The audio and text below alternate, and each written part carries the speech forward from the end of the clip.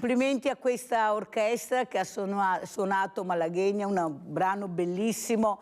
Forse anche noi dobbiamo iniziare a far rumore, suoneremo le nacchere sperando che qualcuno ci ascolti, specialmente il mondo del volontariato, dove io questa mattina devo assolutamente ringraziare tutte quelle associazioni, ed erano veramente tante, che sono venute ieri a Villa Margherita Inclusiva. Le associazioni abbracciano le associazioni per far capire che non siamo degli invisibili, che non sono degli invisibili. Voi non avete idea, vi farò vedere da domani tutte le mattine delle ispezioni per far capire quanta solitudine, quanta amarezza da parte di questi familiari che non vedono giustizia, che non hanno avuto rispetto del loro dolore anche da parte delle istituzioni, che si sono rimboccate le maniche e hanno veramente cercato di dare dignità a queste morti dei loro familiari, dei loro figli. Sentirete queste mamme cosa diranno e con quanto dolore stanno cercando di portare avanti questo ricordo. Ma si può continuare così? Ma si può veramente lasciare un oblio anche brutto tutte queste persone che per loro la vita non è più la stessa cosa? Questi anziani soli, nella solitudine più totale, se non hai la fortuna di essere figlio di o appartenere a qualche associazione di volontariato che per fortuna esistono. Allora ne parleremo questa mattina con Franco Marcuzzo, segretario CISL, pensionati, che ringrazio tanto Marcuzzo di essere qui. Allora cosa sta succedendo anche come sindacato? Sentite questa solitudine, questi servizi alle persone fragili che non ci sono. Prego Marcuzzo. Beh, intanto grazie a voi per l'invito e per l'opportunità che ci date rispetto a questo. Ma le difficoltà le sentiamo tutte, insomma, nel senso che ogni volta che si interviene e si inizia il titolo anziani già c'è sempre difficoltà anche ad approcciarlo rispetto a questo. Viene sempre visto più come problematico rispetto che a opportunità. Prima si parlava di associazione di volontariato, è una delle ricchezze che il trevigiano può vantare ed è anche un esempio di come si affrontano le tematiche. Chi fa volontariato non è uno che si ferma a dire c'è un problema, cosa fai tu? C'è un problema, mi do da fare, vediamo cosa possiamo fare insieme. Ed è una ricchezza che non può essere tralasciata, lasciata a sé stante. Ho l'impressione che non sia sufficientemente compreso il peso e l'importanza che ha una struttura di questo tipo. Io ho fatto parte di un giro del direttivo del coordinamento provinciale qualche anno fa. La ricchezza la vedi tutta, insomma. Il tema vero adesso è che è faticoso trovare volontari e non c'è la dovuta attenzione. I volontari non si trovano perché molto spesso il volontario è il pensionato, si va in pensione molto più tardi, una volta a 50 anni avevi il giovane pensionato, quindi che aveva molto più tempo a disposizione.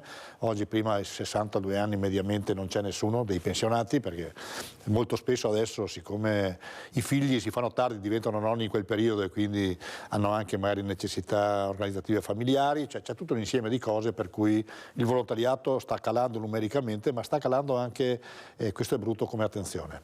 L'attenzione molto spesso è vista più come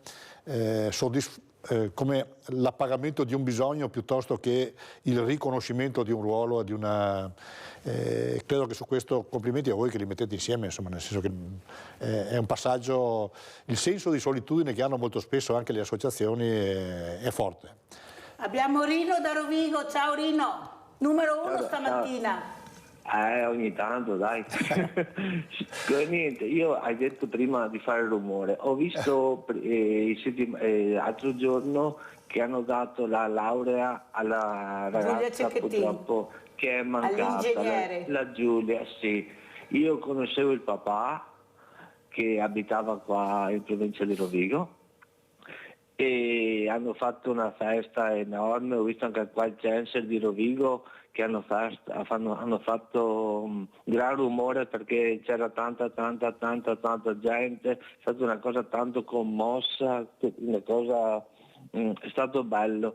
Infatti ripeto anch'io che bisogna fare rumore perché qua altrimenti al giorno d'oggi tante mamme, tante figlie non so cosa che gli vengano alla testa, uccidere, fare del male, che non serve niente, perché fare del male non cambia, non cambia la vita.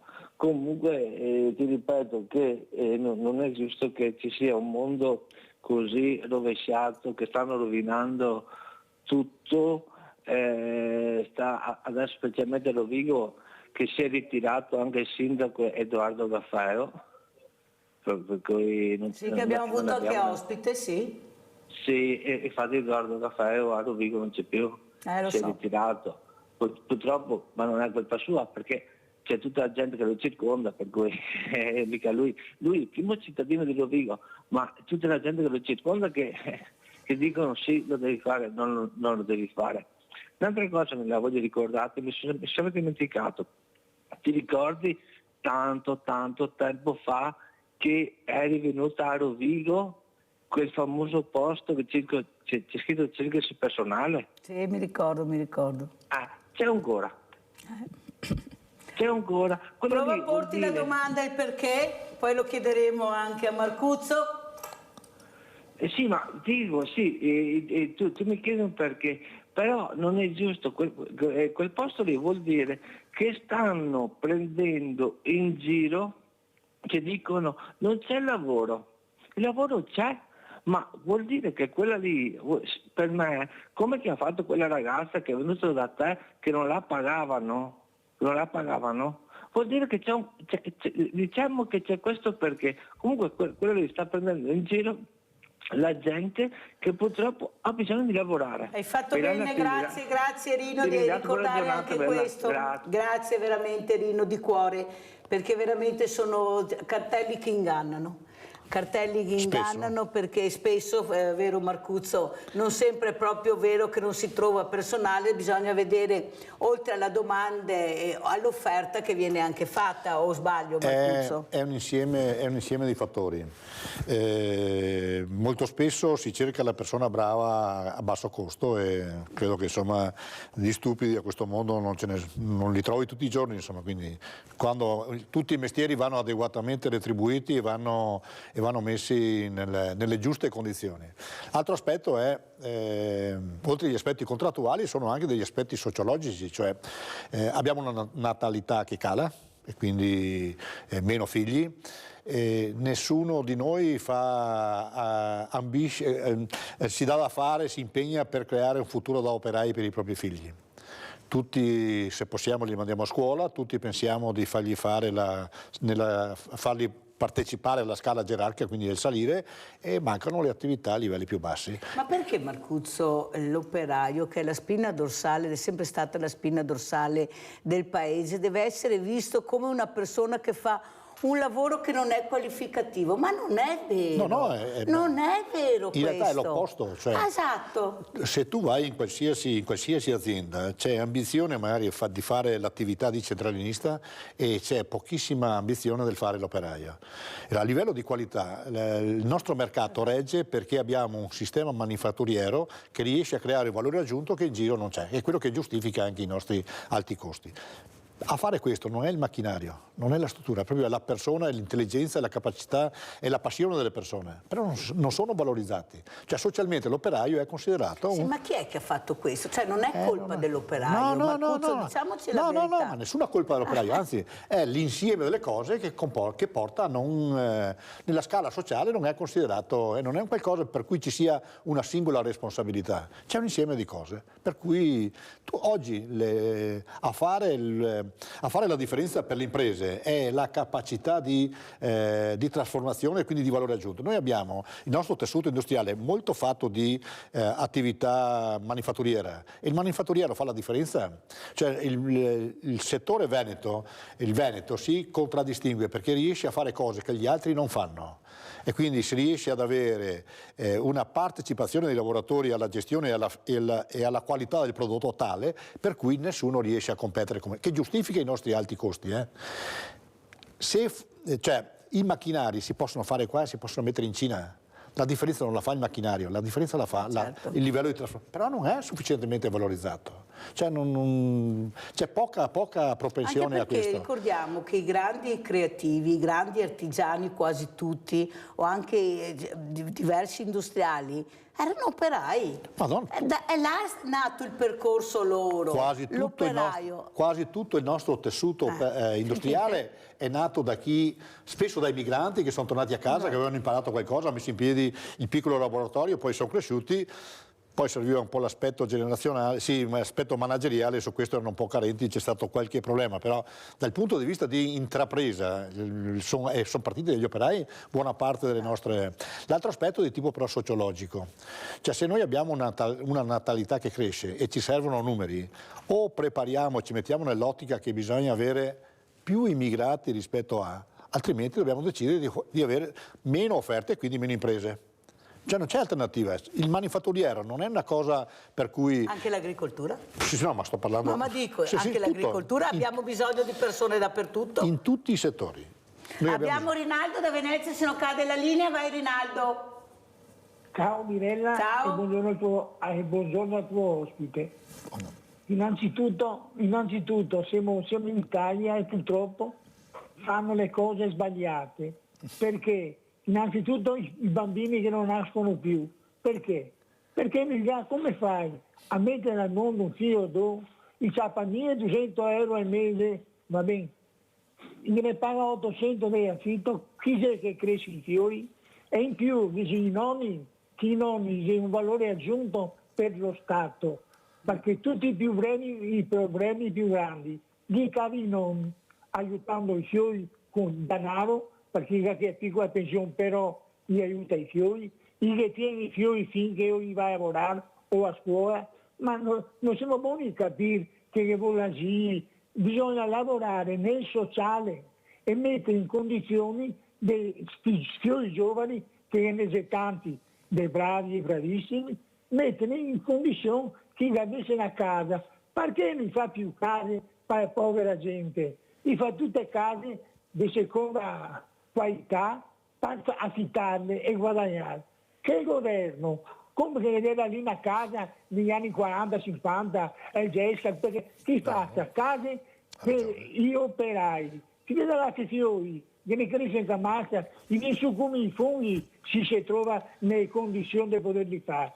E tutti i discorsi parliamo, però parliamo fra degli altri che conosciamo il problema. È un politico che sta in Parlamento non conosce questi problemi. E gli hanno gli uomini come degli altri e anche tanti di povera gente. Adesso chi ciapa e la grana non si ricorda più dell'origine che aveva. E ora, insomma, la pianta si assicura dal basso, non tagliamo i rami in ultima, non cresce più. Gradatamente ti metti in le robe che si può combinare. Dire che faccia un po' le case con un giusto prezzo, no? Come si faceva una volta, vuol dire le case a 30 anni a riscatto, gli pagava 5.000 franchi al mese, e tutti chi adesso, che adesso case, sono pensionista, aiuta le famiglie. Io lo sa molto meglio di me, Mirella, perché ti si in mezzo e ti fa quello che ti fa. Allora, un politico non riesce a fare queste robe. Mi interessa cosa? Le bombe, le guerre, poi faremo di tutto. Siamo in mezzo a tanta metà cacca che metà basta. Cavemo se fuori ai contadini bisogna dargli un aiuto, ma non è possibile che un contadino che lavora nella terra, che si spacca la vita, e viene in mercato quella roba e preso e faccio me, perché io ho fatto questo mestiere qua. Lo faccio me secondo la quantità di merce che un carniere anche per venderla, perché il contadino ha 10 centesimi a chilo. E il commerciante che gliela vende ha il 20-25% di provvigione, va bene? Ma è una vergogna, chi fa i carnieri del pan, come che era finita la guerra, e banane, a dire, e costava 375 lire al chilo e non si poteva venderle, né di più e né di manco, solo quelli era marci. Cara Mirella, ti saluto, buona giornata, dai una mano a questi politici che si devono dormire, dismissi. Ciao Mirella. Grazie caro Rinaldo, prego. Marcuzzo, come commenta le telefonate allora? Beh, su questa credo sono di origine contadina anch'io, quindi credo di capirlo. C'è un passaggio che mi è piaciuto, cioè, oltre all'intervento, insomma, perché sto per diventare nonno anch'io fra un po'. Complimenti. Fra un mese, insomma. E mia figlia è il secondo figlio. Il secondo figlio è stata proprio una scelta un po' molto ponderata e con molta calma, almeno per come me la racconta, proprio per i costi che ci sono.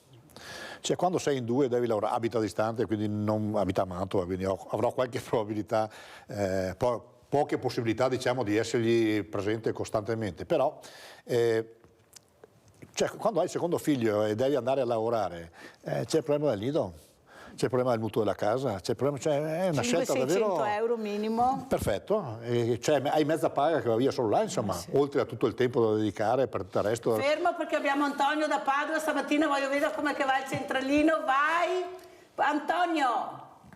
Pronto, buongiorno Mirella e buongiorno anche all'ospite. Bene, io sono qua disperato perché il mutuo mi è cresciuto di 100 euro al mese e premetto che non ho dei grand scale da pagare ancora perché ho ancora 7-8 anni e mi ha aumentato il mutuo, il gas, la benzina, il metano, e aumenta la roba che vai a comprare, aumenta tutto perché abbiamo da finanziare una guerra e io dico la verità, io di questa guerra a me non me ne frega niente, Dio povero, perché devo io finanziare una guerra di tasca mia?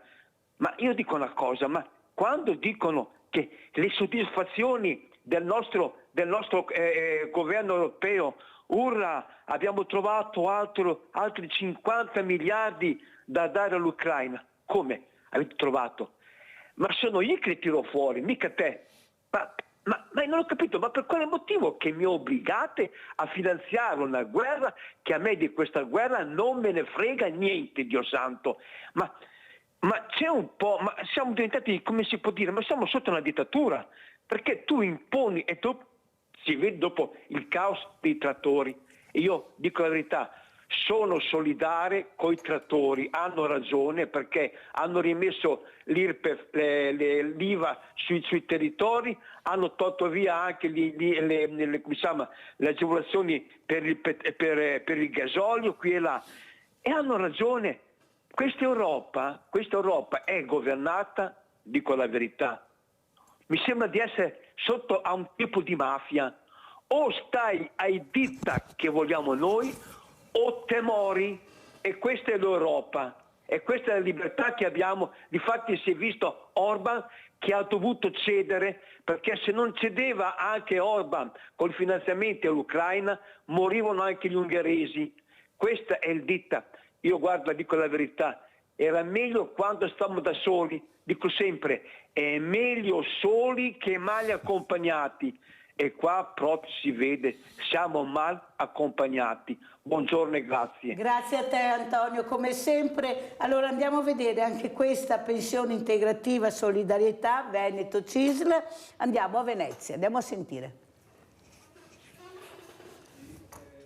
Superati 150.000 iscritti in regione e i 2 miliardi e 200 milioni di risorse gestite dal fondo. Parliamo di Solidarietà Veneto, che raccoglie i risparmi di lavoratori di oltre 18.000 aziende di industria e artigianato, ma non solo, per integrare la pensione alla fine della carriera lavorativa. Un'associazione senza scopo di lucro che mette a disposizione questo servizio, che in Veneto ha un tasso di partecipazione del 47%, superiore alla media nazionale. Nel 2023 7.500 nuove adesioni, un record, e un'età media di 35 anni con 4.000 minorenni a carico dei genitori e addirittura 600 bambini con meno di 11 anni per i quali la famiglia pensa al loro futuro a lungo termine. Nel 2024 noi siamo convinti ancora dei risultati positivi. Ci sono comunque molte attenzioni rispetto all'evoluzione generale, la questione dei conflitti, la questione più appunto internazionali, però bisogna essere molto attenti e noi faremo in modo di continuare sempre con monitoraggio. Un andamento positivo in generale in tutte le province. Spiccano per dimensione Treviso e soprattutto Vicenza, che supera le 23.000 adesioni, oltre quota 10.000 anche Padova e Belluno, che è il rapporto più alto tra associati e residenti, con la massiccia adesione tra i lavoratori di Luxottica. Verona invece ha l'aumento maggiore di iscritti rispetto all'anno precedente. Chi è prossimo alla pensione chiede sicurezza, quindi la disponibilità magari di strumenti di investimento dotati di garanzia, di restituzione del capitale e quindi la capacità di conservare le fatiche di una vita in fondo, no? La fiducia che ci è stata data.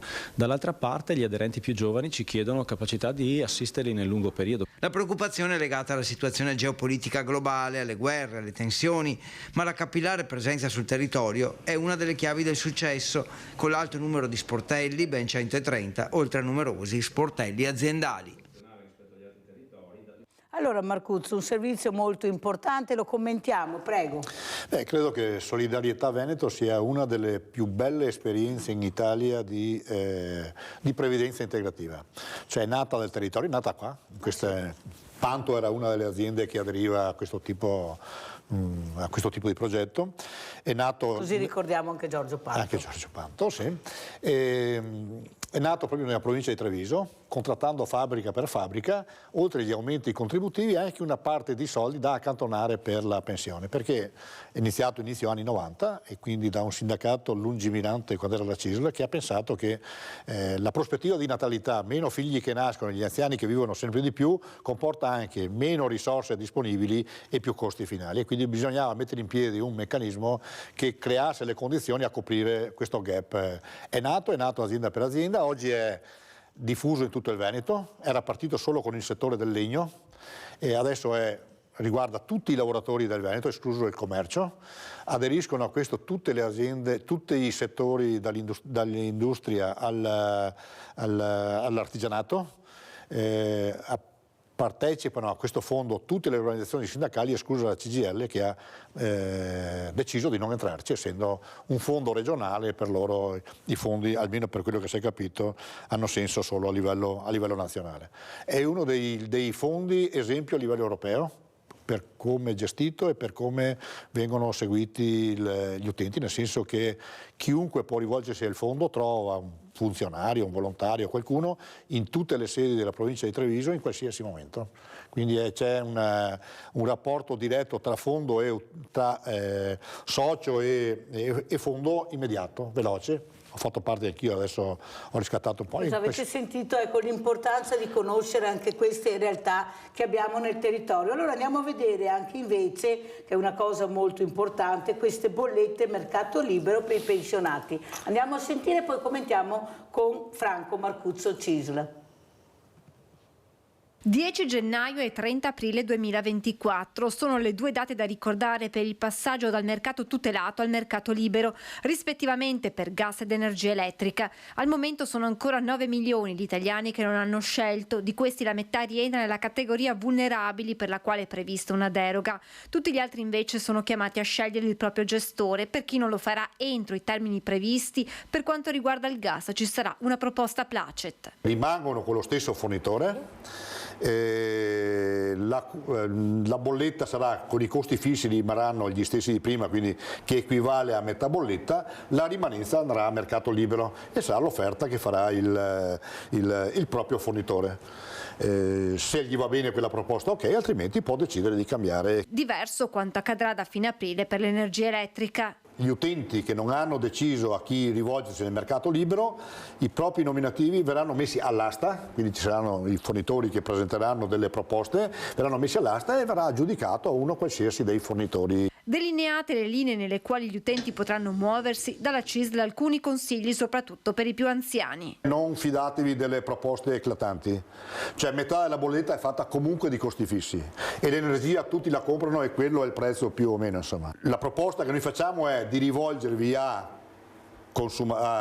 servizi, almeno per gli anziani, di cui ci sia almeno nelle vicinanze un ufficio fisico a cui rivolgersi. Attenzione anche ai termini contrattuali. Hai 14 giorni di tempo per bloccare il contratto e comunque hai subito dopo puoi cambiare contratto quando vuoi. In un contesto come questo aumenta il rischio di cadere nella rete dei truffatori. Mai sottoscrivere, mai dare consensi online senza aver visto il contratto. Quindi prima fatevelo dare cartaceo, vi date una letta e 2 o 3 giorni dopo eventualmente lo fate. Anche se vi capitano i venditori porta a porta per casa, fatevi lasciare una copia scritta e vi ricontattate alcuni giorni dopo. Se non ve la lasciano vuol dire che c'è già qualcosa da nascondere prima. Quella peggiore è il porta a porta, dove ci sono venditori senza scrupoli che arrivano e che quando tenti di mettono il piede in mezzo alla porta, e se tu non riesci a documentare la violenza non puoi neanche fare nulla, e quindi hanno perfino paura quando suona alla porta di aprire. Allora Marcuzzo, commentiamo questo servizio, sono le parole che avete sentito di Franco Marcuzzo, perché non si è mai abbastanza con le antenne per capire che dietro l'angolo può esserci un truffatore. È partito il mercato libero e sono partite le truffe, è vero o non è vero? Beh, c'erano già anche prima. State attenti a quello che dice Marcuzzo stamattina. Diciamo che con la partenza magari si notano un po' di più, ma c'erano già anche prima. Cioè, il mercato libero è una decisione a livello europeo, che già dovremmo averlo fatto già da 20 anni, è stato trascinato di proroga in proroga, da quest'anno è obbligatorio, almeno per quanto ci riguarda, nel senso che tutti i finanziamenti collegati al PNRR a livello europeo sono stati erogati con l'impegno per l'Italia di passare al mercato libero. E quindi non ci sono grandi chance. Su questo ci sono mercato libero per l'energia e per il gas.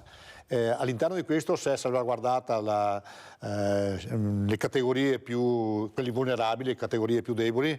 Le più deboli sono quelle oltre i 75 anni, chi ha macchinari salvavita in casa, chi ha la legge 104, chi è fruitore di bonus economici, quindi che non ce la fa. Quindi alcune categorie rimangono come prima, invece di essere serviti di CSE saranno soggetti a essere catalogati come categorie dei vulnerabili, su cui il governo è impegnato nel breve e medio periodo a legiferare e a trovare una condizione adeguata per questi. Quindi chi è maggiormente in difficoltà rimane nelle stesse condizioni di prima.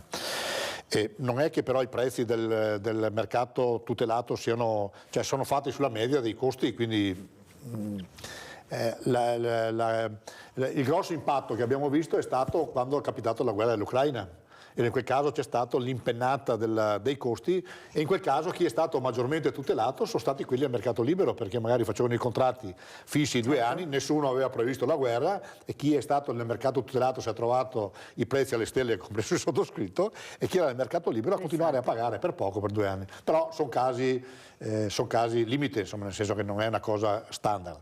Dopodiché adesso siamo nella normalità, le differenze non saranno enormi. Che consiglio vorrebbe dare lei, Marcuzzo, ai nostri pensionati che ci stanno ascoltando, perché sono i più fragili, quelli che devono essere maggiormente attenzionati? Qual è il consiglio? Chi è nelle categorie protette, diciamo così, ci rimanga, e non... per gli altri valutatele con calma. Cioè, i consigli che diamo è: scegliete un fornitore che conoscete. Potrebbe essere anche l'agenzia più piccola, cioè in Italia ci sono, mi pare, attorno agli 800 fornitori, che proprio capire qual è l'offerta migliore in un casino del genere credo sia... Rivolgetevi a un Quanti fornitore. fornitori ci sono? Mi pare attorno agli 800. Pensate voi. E si è messo anche il casoin di turno a vendere energia, insomma. Non abbiate paura, cioè cambiare contratto da un'agenzia all'altra non cambia niente, il contatore rimane... Però non da soli, accompagnati con una persona competente. Poi arriviamo a questo. Il contatore rimane lo stesso, la linea elettrica rimane lo stesso. Il cambiare fornitore vuol dire cambiare solo chi ti dà la corrente, non cambia niente sul resto, non avete nessun obbligo sul resto, perché è già compreso. Quindi metà del costo della vostra bolletta è tutta quella cosa che serve a portarvi la corrente a casa e che non è determinata da chi è il fornitore. Il fornitore è solo per l'energia. La differenza che può comportare i costi di chi vi vende l'energia in genere è qual è il livello di assistenza. Cioè chi fa tutte le bollette, tutta la gestione via internet ha sicuramente costi minori di chi ha lo sportello. Chi ha lo sportello, solo aprire uno sportello sono 50-60 mila euro, perché un impiegato lo devi avere, un ufficio lo devi avere, un telefono lo devi avere, all'anno costano quelli. E siccome li devi ricaricare sulle bollette, o hai agenzie grosse che se la possono permettere, le piccoline per fare proposte non ce la fanno. Quindi la proposta che noi facciamo è: comunque rivolgetevi a agenzie che hanno un ufficio nel territorio. naturalmente rivolto agli anziani, cioè chi è in grado e che ha dimestichezza con l'informatica non abbia problemi, cioè può andare dove vuole, ma gli anziani che hanno molta difficoltà su questo vadano su quello. Sull'altro fatevi aiutare. Cioè, noi su questo abbiamo, come pensionati della CISL di Belluno e Treviso, abbiamo fatto una convenzione con una società specializzata dove garantiamo consulenza gratuita a tutti i nostri soci. Abbiamo fatto circa oltre 500 consulenze fino adesso, in questi giorni stiamo partendo con una seconda campagna di informazione, cioè consulenza vuol dire che uno arriva, ascolta e esce. Poi se vuole con questi sono anche in grado di fare dei contratti, se vogliono, sono altrimenti, ma nessuna forzatura, niente. Uno ha la bolletta che non si capisce, viene. Perciò qualsiasi CAF, dico io, scegliete chi volete, ma scegliete con cura e state attenti perché esatto. Il nemico può essere dietro l'angolo. Pubblicità.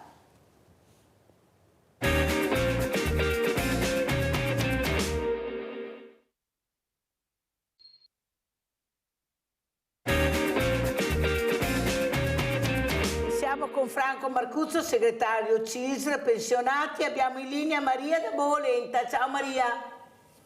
Ciao Mirella e un buongiorno ai tuoi ospiti. Niente, volevo dirti che è successa una cosa una settimana fa. Mi hanno telefonato quelli della luce, no? Però noi è da anni che siamo sotto con la Enel, cosa. Ecco, si sono presentati telefonando di Energy, e sai cosa mi hanno detto? Che c'è un conto sospeso da pagare. Cosa ho detto? No, ho detto tutto a posto. Noi siamo a posto così, va bene così. No, non va bene un cavolo, ha detto. Senti Guido, se non la smettete Guido di andare in cerca di sera, io chiamo i carabinieri. Ha messo giù il telefono, non l'ho più sentito. Bravissima Maria, bravissima. Volevo dire questa testimonianza e cosa ne pensano i tuoi ospiti. Va bene, buona giornata a tutti. Ciao Mirella. Bravissima Maria, guardate così, sveglia Veneti, dai che ce la facciamo. Prego Marcuzzo. No, ma credo che hai fatto bene, cioè nel senso che se la consulenza non la cerco io, perché devo essere... Cioè ormai abbiamo gli anziani che quando sono nel campanello di casa hanno paura di aprire proprio per il modo con cui sono, direi tra virgolette, aggrediti. Meglio Marcuzzo che abbiano paura di aprire, no, meglio. È una cosa salutare, ma si è arrivati a un livello tale per cui insomma non è civile, insomma. Cioè si presentano come un'agenzia, come uno dei nomi più, senza far pubblicità, di quelli più eclatanti, e poi ti trovi alla fine che hanno sottoscritto un contratto per una società che non c'entra nulla, perché tu il venditore non sai chi è, vanno via e poi cioè, ci sono cose che capitano con troppa leggerezza. Cioè, dico perché è capitato anche a me il piede in mezzo alla porta del venditore. E poi chiami le forze dell'ordine e ti dicono: ma sei in grado di provarlo? No, e allora non possiamo fare nulla. Questi qua una volta che capiscono che hanno esagerato spariscono, basta, è finito. Io sono uno anche in grado di prendere il telefono in mano. Pensa all'anzianotto che vive da solo, insomma, cioè abbiamo gli ottantenni che sono già il 50% che vive da solo a casa. Cioè, il telefono non lo alzano neanche più per la paura di... Cioè, ma non è possibile che ci sia che questi qua trovino tranquillamente il mio numero di telefono senza che io gli abbia dato autorizzazioni e non succede nulla. Cioè, cosa vuol dire la privacy? Perché a questi livelli stiamo davvero... Io ho cambiato fornitore, anch'io sono passato al mercato e mi hanno chiamato in 50 subito dopo. Insomma, qualcuno fornirà questi numeri, insomma. Cioè, ci sarà qualcuno che mette in mano. Ecco, il consiglio che vi do: cercatevi voi il fornitore. Se vi capitano, fatevi lasciare la proposta scritta, fatela vedere ai vostri figli, a qualcuno e poi prendete tempo. Tranquilli che ve ne lasceranno, e se non ve la lasciano vuol dire che hanno qualcosa da non far vedere. Allora, fatevi lasciare e vedete con calma, evitate, create le migliori condizioni per non farvi prendere in giro. Allora andiamo a vedere proprio questa truffa sventata, un'anziana, andiamo a Padova.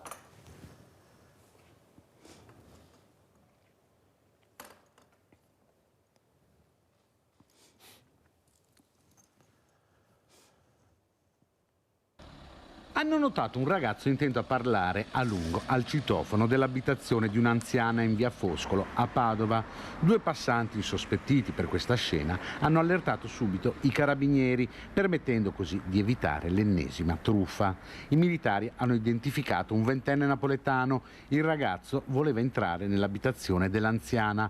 La donna, quando si sono presentati i carabinieri, era già pronta a consegnare soldi e gioielli per un valore di 10.000 euro che erano stati stati chiesti dal truffatore come pagamento della cauzione necessaria alla liberazione di un familiare coinvolto in un incidente. Il ventenne si era finto carabiniere per ritirarli, ma fortunatamente alla porta dell'anziana sono arrivati in tempo i carabinieri veri. La donna è stata accompagnata in caserma per la denuncia e il ventenne napoletano è stato invece arrestato. È stato arrestato e dopo 2 ore è già libero che va dall'altra parte a fare qualcos'altro. Questo è il dramma che abbiamo veramente. Per fortuna sono passati queste persone che hanno fatto comunità. Pensate che bravi, hanno allertato i carabinieri perché si sono accorti che c'era qualcosa di strano, ma soprattutto questi anziani, fa l'appello Marcuzzo, che non devono assolutamente credere a queste cose quando gli dicono tuo figlio ha avuto un incidente, ecco c'è la cauzione da pagare. Non è vero, chiamate qualcuno, un vicino, un figlio, un parente, chiamate la Mirella, sveglia Veneti, ma non consegnate niente a nessuno e non aprite la porta. Prego Marcuzzo. Allora io consiglierei che ogni volta che c'è qualche proposta di quelle eclatanti o ci sono cose di questo tipo, prendete tempo. Se potete mandateli a quel paese subito, se ve la sentite mandateli a quel paese subito, altrimenti prendete tempo, perché la truffa si consuma nel breve tempo e non ti danno la possibilità di poterti confrontare. Però vorrei porre una domanda un po' prima. Perché l'anziano si deve difendere da un qualcosa che sta capitando con normalità e nessuno impedisce? Io ho mia moglie che nell'ultima settimana ha ricevuto 2 messaggi del tipo tua figlia sta male, cioè, ho perso il cellulare, e stanno capitando da anni. Non è possibile bloccare comunicazioni di questo tipo, cioè stanno capitando, sono una fotocopia, capitano, cioè ci sarà un livello di tutela prima per cui proteggiamo l'anziano prima che capiti, perché poi qualcuno lo becca, se continuano vuol dire che qualcuno riescono a farlo cadere nella rete, insomma. E la migliore protezione è da un lato difendersi se capita, ma creare le condizioni perché non capiti. Questo è il nostro dovere ed è il dovere dei politici o di chi è nelle strutture che può metterci mano su questo. Anche del sindacato, il sindacato unito contro questa battaglia, Madonna, che è una battaglia indecente che va fatta. Gianfranco Valeri da Cessalto, vai Gianfranco. Sì, buongiorno signora Mirella. Buongiorno. Buongiorno al segretario. Buongiorno. Per fortuna ci sono le televisioni private, Mirella, che ogni tanto si vede alla televisione. Ecco, ricordo al segretario, secondo lei non è una bella truffa quella dello Stato che ci fa pagare il canone e le RAI non si vedono a sughiotto. I programmi RAI si vedono a sughiotto. È possibile che qualche parlamentare veneto, che qualche parlamentare non veda che qui siamo allo sbaraglio? Ieri ho letto anche nei giornali, a Jesolo sono disperati perché praticamente hanno tanti alberghi che non ricevono il segnale e qui non ne parla nessuno, guai a chi parla. E per fortuna, sarà per fortuna che ci sono le private che ci tengono compagnia, così guardiamo. Allora se praticamente uno guarda Rai, dopo 5 minuti sparisce, viene, torna, va avanti, indietro. Ecco, volevo anche voi come sindacato avete fatto un esposto a queste cose e se è giusto pagare il canone. Buongiorno e grazie e buon lavoro. Grazie a te Gianfranco, prego Marcuzzo. Beh, cioè noi sul discorso dei canoni ce l'avevamo già fatti sentire a suo tempo, quindi noi ci muoviamo nei casi in cui la gente non ce la fa, quindi gli diamo una mano alla disdetta su queste cose qua. Sul resto, sul canone, non è più un canone collegato alla RAI, è un canone collegato al possesso del televisore e quindi a prescindere è una tassa. E quindi sulle tasse non è che abbiamo grandi possibilità su questo. Il tema sulla qualità invece sì, su questo, poi su come vengono distribuiti altrettanto, cioè nel senso che i soldi che si raccolgono vanno al pubblico, vanno molto meno al privato e quindi questo oggi buona parte dell'informazione ce l'abbiamo dal privato, perché del pubblico credo che a livello di informazione stia un po' scadendo negli ultimi anni. Insomma. Su questo convengo sul fatto che il rapporto tra utente e fornitore è un rapporto a perdere. Sono testimone anch'io, insomma, la RAI da un ultimo periodo di colpo alla sera, specialmente nelle ore in cui sei a casa, perché se capitasse durante il giorno in cui sei via magari non ci pensi, nelle ore in cui la famiglia è là dopo cena resto scade, non si vede più, perché una volta è un ripetitore di un tipo, una volta è l'altro si spostano, si passa dal digitale al resto, i costi per le famiglie vanno alle stelle e la qualità cala e non hai possibilità di aprire. Quindi convengo che è un tema da affrontare, ma Però è una tassa e quindi su questa, come tutte le tasse, hanno antipatica se vogliamo per alcuni aspetti, nel senso che non hai la possibilità di discutere su come... Ma noi non abbiamo possibilità di discutere su niente, infatti, cioè questo paga, e chi paga? Io pago. Allora andiamo a vedere cosa dice la CGIA di Mestre, ecco, a fine 2023 più pensioni che lavoratori, andiamo a sentire.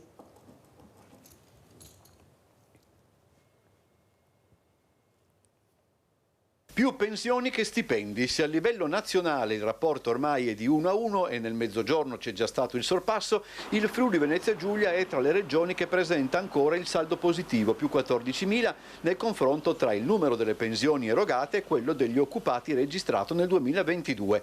A dirlo l'ufficio studi della CGIA di Mestre, che però rileva anche come la Venezia Giulia si allinei al dato nazionale, mentre a Trieste il saldo è in pareggio, a Gorizia è addirittura negativo, meno 2.000. Quando un territorio registra una popolazione sempre più anziana, avvertono gli artigiani, potrebbe avere nei prossimi decenni seri problemi a far quadrare i conti pubblici, in particolar modo a causa dell'aumento della spesa sanitaria, pensionistica, farmaceutica e di assistenza alle persone.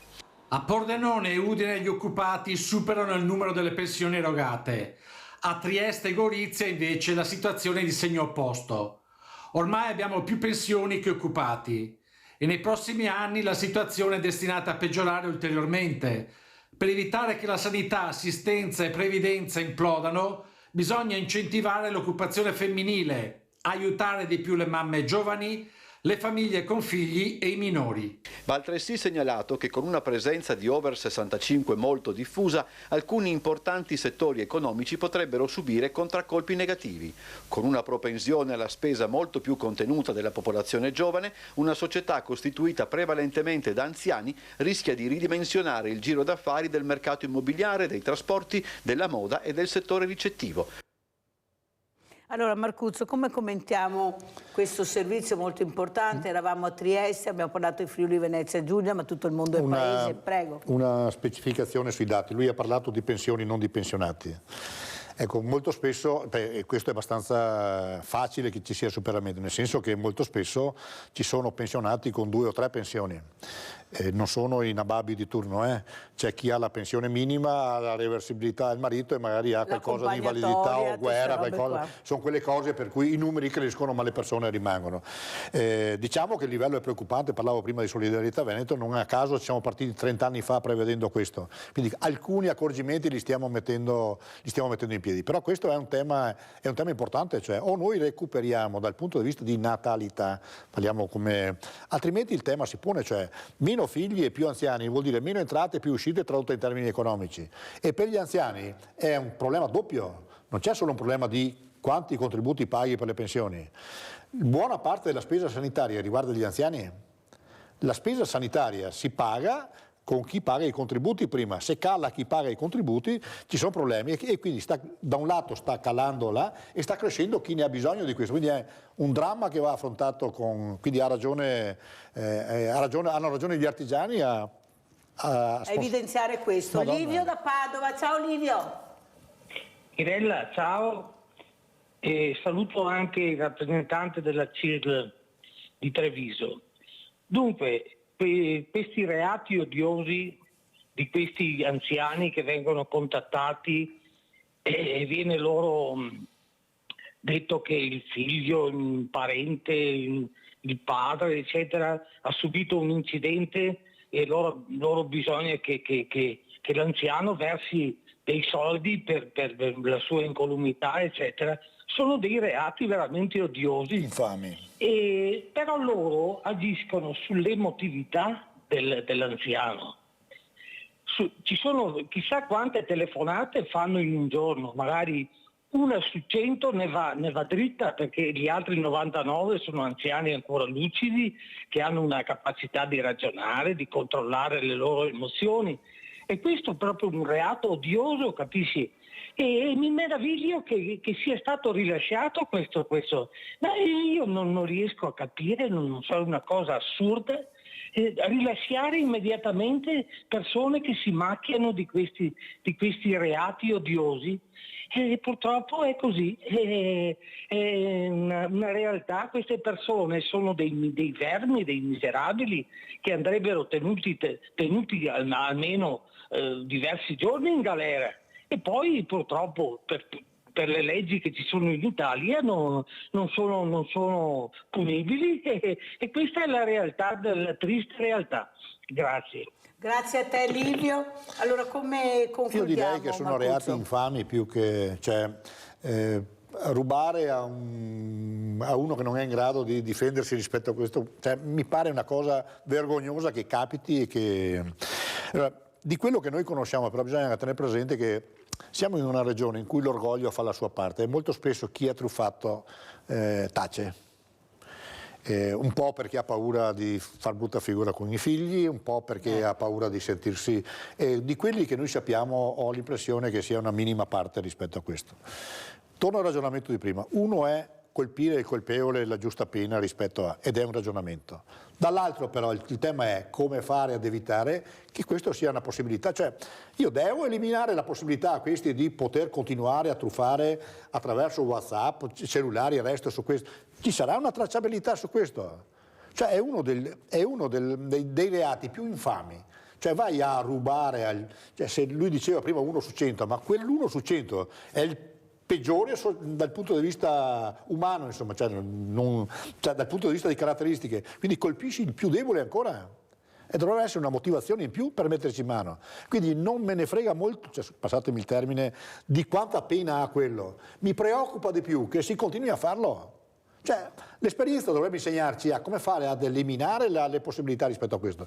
Poi chi lo fa giustamente va messo alla gogna perché è una delle cose peggiori. Però prima bisogna anche farlo e non succede, perché quella dei figli che fanno l'incidente, che ti chiedono i soldi, ha 10 anni che si sente, insomma, e continua tranquillamente. Ci sarà un modo per controllare... Qualcuno dovrebbe dire basta e non si può più fare. E invece fare. si possono aprire gli account in Facebook e poi aprirli in maniera anonima e fare quello che... Cioè la libertà di comunicazione deve essere anche un'assunzione di responsabilità però, e se l'assume anche chi crea le condizioni per cui questi possono continuare a farlo, invece non succede. Adesso vi porto a Belluno e andiamo a vedere questo progetto domiciliarità anziani. Andiamo a vedere e a sentire.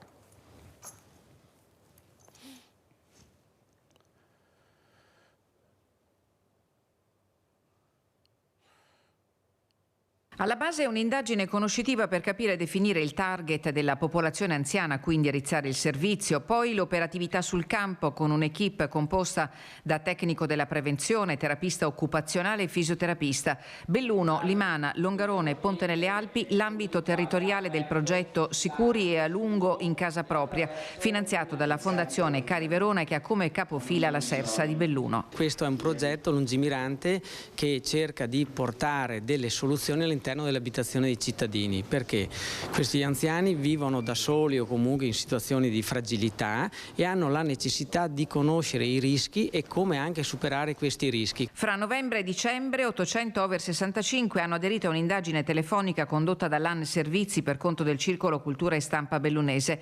È emerso che più di un terzo degli anziani vivono da soli, il 9% non ha punti di riferimento vicini, il 28% non gode di buona salute, ma il 70% fa regolari attività fisica. La distrazione, la causa percepita come maggioritaria per gli incidenti domestici, che sono 8 volte superiori rispetto agli infortuni sul lavoro. Questa è una criticità importante che va a intervenire sul tessuto sociale al quale noi dobbiamo in qualche modo dare risposta. La tempesta perfetta è oggi. Lavorare sulla prevenzione a partire dalla comunicazione di corretti stili di vita può rivelarsi fondamentale per aiutare gli anziani che sono sempre più numerosi esattamente come i loro bisogni. Se una volta nelle case di riposo trovava spazio anche un bisogno, chiamiamolo, di persone con autosufficienza o con parziale autosufficienza, oggi quello che noi vediamo sono persone non autosufficienti con bisogni importanti. 3 anni la durata del progetto, che ha a disposizione un budget di 175.000 euro. Dal prossimo mese di marzo inizieranno le verifiche a domicilio degli anziani contattati dagli sportelli sociali integrati. nostro Sebastiano da Abano. Vorrei dire a Marcuzzo, però ho sentito questi numeri che hanno risposto al telefono, più di 800 anziani, ma i gas al telefono, cioè questa è una cosa buona, ma loro rispondevano comunque anche a qualcun altro. Guardate che bisogna stare attenti veramente. Fermo un secondo perché abbiamo Sebastiano da Abano. Vai Sebastiano. Buongiorno signora Mirella. Buongiorno. Buongiorno. Io dico, no, perché si continua a fare delle truffe, dei reati e tutto? Perché c'è uno Stato purtroppo che è colluso, sono due le cose, o è colluso o è imbecille. Perché dico io, come tu permetti, noi abbiamo visto un'altra ragazza a Catania violentata da 7 persone, una ragazzina di 13 anni, quindi una bambina, io la chiamo bambina a 13 anni, non la chiamo signorina, la chiamo bambina, violentata, e questi signori ora che cosa gli faranno? Nulla, perché l'abbiamo visto con quella storia di Catania che gli hanno fatto le stesse cose. Io dico, uno Stato serio dovrebbe prendere queste 7 persone e li mette in cella in mezzo agli altri detenuti, che gli fanno la stessa festa che hanno fatto loro a quella ragazza. 8 per 8, dente per dente, perché io dico, violentare una bambina di 13 anni, prima che non si violenta neanche se ne hai 40, neanche se ne hai 50. Una donna non deve essere mai violentata, mai, qualunque età abbia. Ma approfittare di una bambina che ti piange e ti dice non fatemi del male e tu fai quello che non vuole quella bambina, io te la faccio passare a te con la stessa cosa, 8 per 8, dente per dente, o se no ti butto in galera, perché questi 7 personaggi che erano extracomunitari non avevano il diritto di stare in Italia, perché se non hai un lavoro tu in Italia non ci sai, e non credo che l'Egitto è in guerra, non è in guerra, quindi a questa gente bisogna farla educare molto democraticamente, si prendono e si mandano nei propri paesi.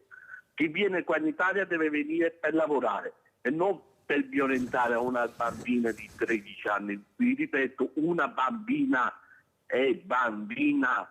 Io spero che troverà dei giudici che gli daranno pene sicure, che faranno 30 anni, ma 30 anni fino all'ultimo giorno.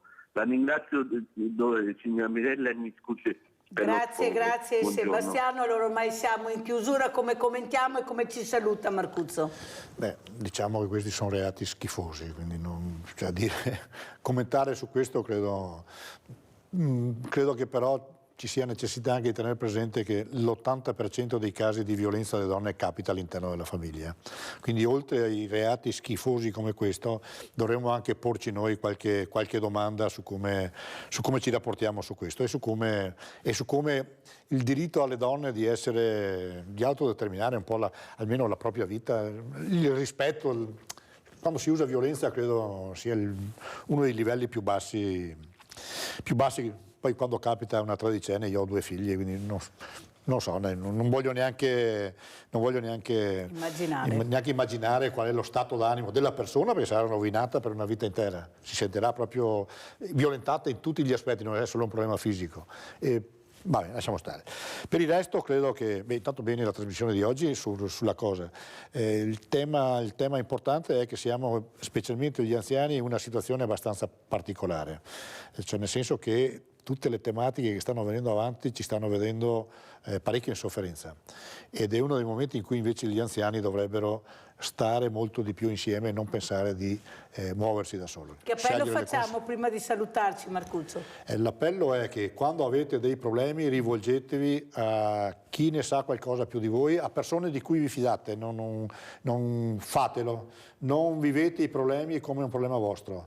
Se capitano truffe, in tutte le associazioni sindacali c'è un'associazione di consumatori con cui collaboriamo, ce n'è nella società civile, ci sono organizzazioni del volontariato, c'è di tutto in giro. Non chiodetevi in casa, guardatevi attorno perché il periodo è abbastanza delicato, e siccome dal pubblico calano le risorse, molto spesso c'è molta gente che si propone pensando di farvi grandi favori, in realtà molto spesso nascondono truffe. È un appello alle autorità che si cominci davvero a proteggere un po' di più, mettendo sotto controllo alcuni canali di informazione che gli anziani non hanno la possibilità di verificare. Grazie a Franco Marcuzzo, segretario CISL pensionati, grazie veramente, pubblicità.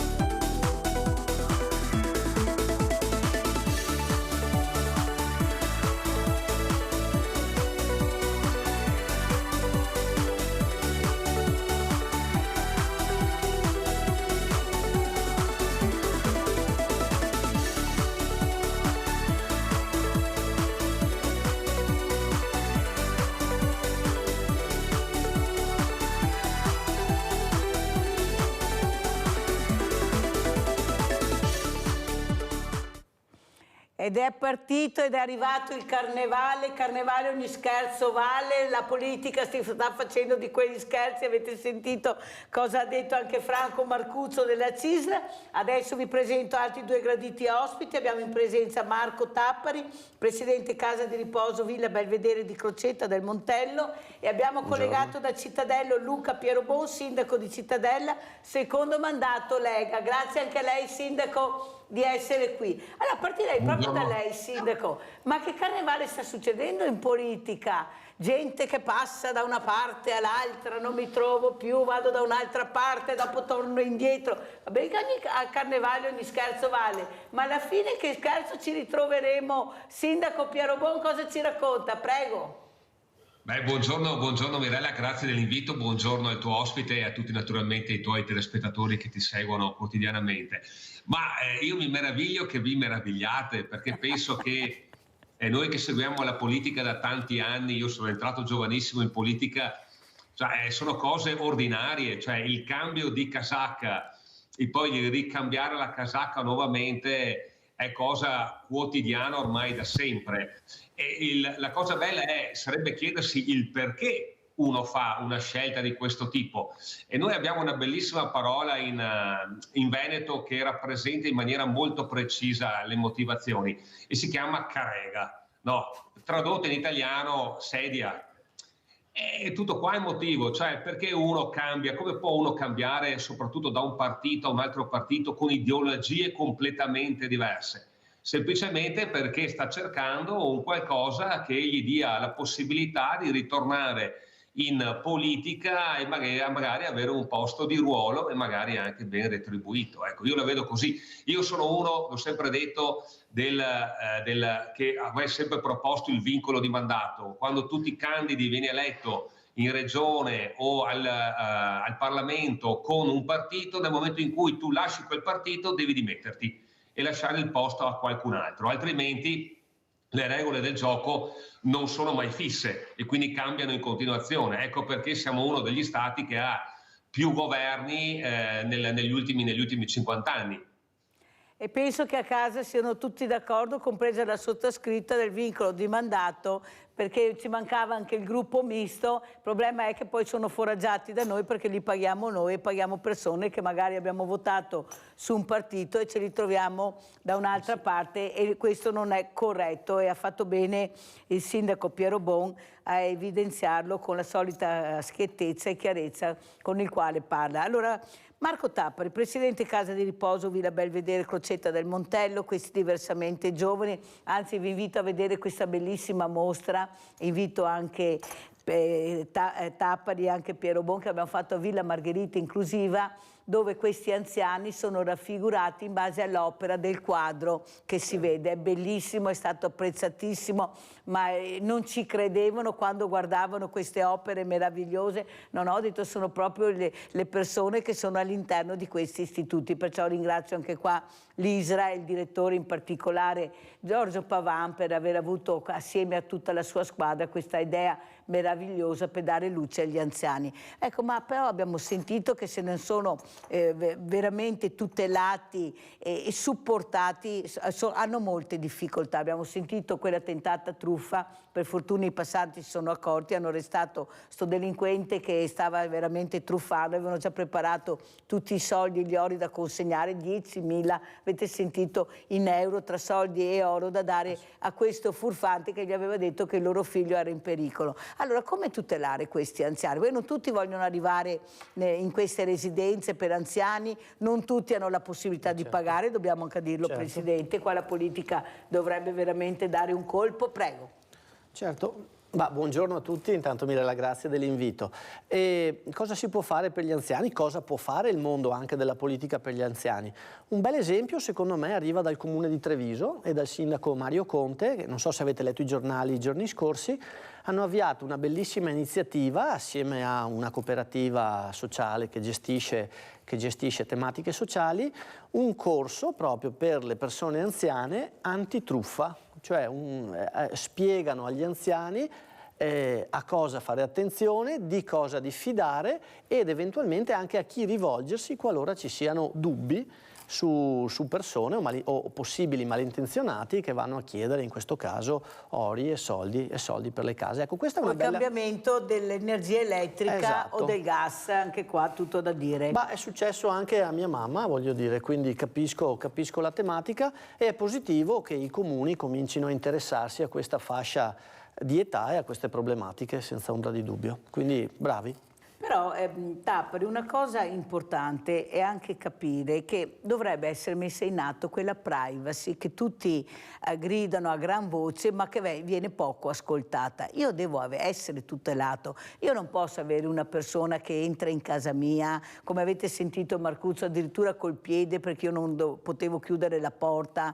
Queste cose dovrebbero essere assolutamente vietate. Cosa ne dice Tapari? Perché anche nelle case di riposo dovete anche stare attenti, perché anche là possono introdursi delle persone magari non tanto corrette. Bisogna tutti stare attenti, o sbaglio? Sì, nelle strutture siamo fortunati ovviamente perché abbiamo comunque una contingentazione e abbiamo anche un organismo di controllo tutto sommato sempre attivo. Il problema è nelle case, nelle famiglie dove gli anziani vivono da soli.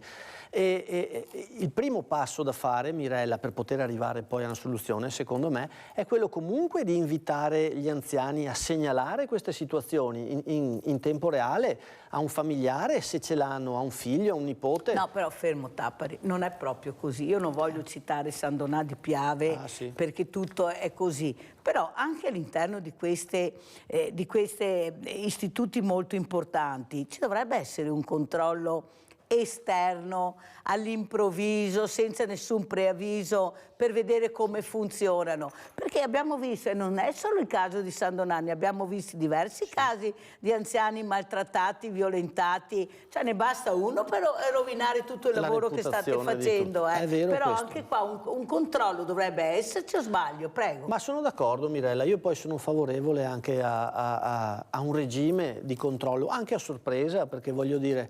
come hai detto tu, non è pensabile che per un caso, per una famosa mela marcia, tutto l'albero debba essere tagliato. Quindi a tutela delle persone che comunque lavorano bene, di quasi la totalità di operatori, infermieri, medici, addetti che seguono questi diversamente giovani con passione, fragilità, diciamo. Esatto, queste fragilità con passione e con amore. Ne abbiamo parlato anche più volte nelle tue trasmissioni, ma anche il sistema delle telecamere potrebbe essere comunque una cosa che, stando attenti a non ledere la privacy, però aiuta da un lato a far vedere chi lavora bene, ma nei casi particolari o nei casi limite aiuta anche le forze dell'ordine a poter eventualmente intervenire in quelle situazioni dove effettivamente le cose non vanno bene. Sentiamo cosa ne pensa Luca Pierabon, sindaco di Cittadella. Telecamere dappertutto. Io dico la verità, sono molto favorevole alle telecamere se uno si comporta bene. Qual è il problema? Ma io voglio la mia privacy, ma se ti comporti bene il problema è. Cosa ne dice sindaco? Ma, diciamo innanzitutto che quello che giustamente dice il Presidente, noi abbiamo la fortuna, cioè le nostre case di riposo, le RSA come vengono chiamate, funzionano bene, quindi le mele marce, se ci sono poche. È chiaro che però rimane il problema di come riuscire a stanare, no, questi casi isolati che però rischiano di compromettere poi il lavoro di tante brave persone, tanti bravi professionisti.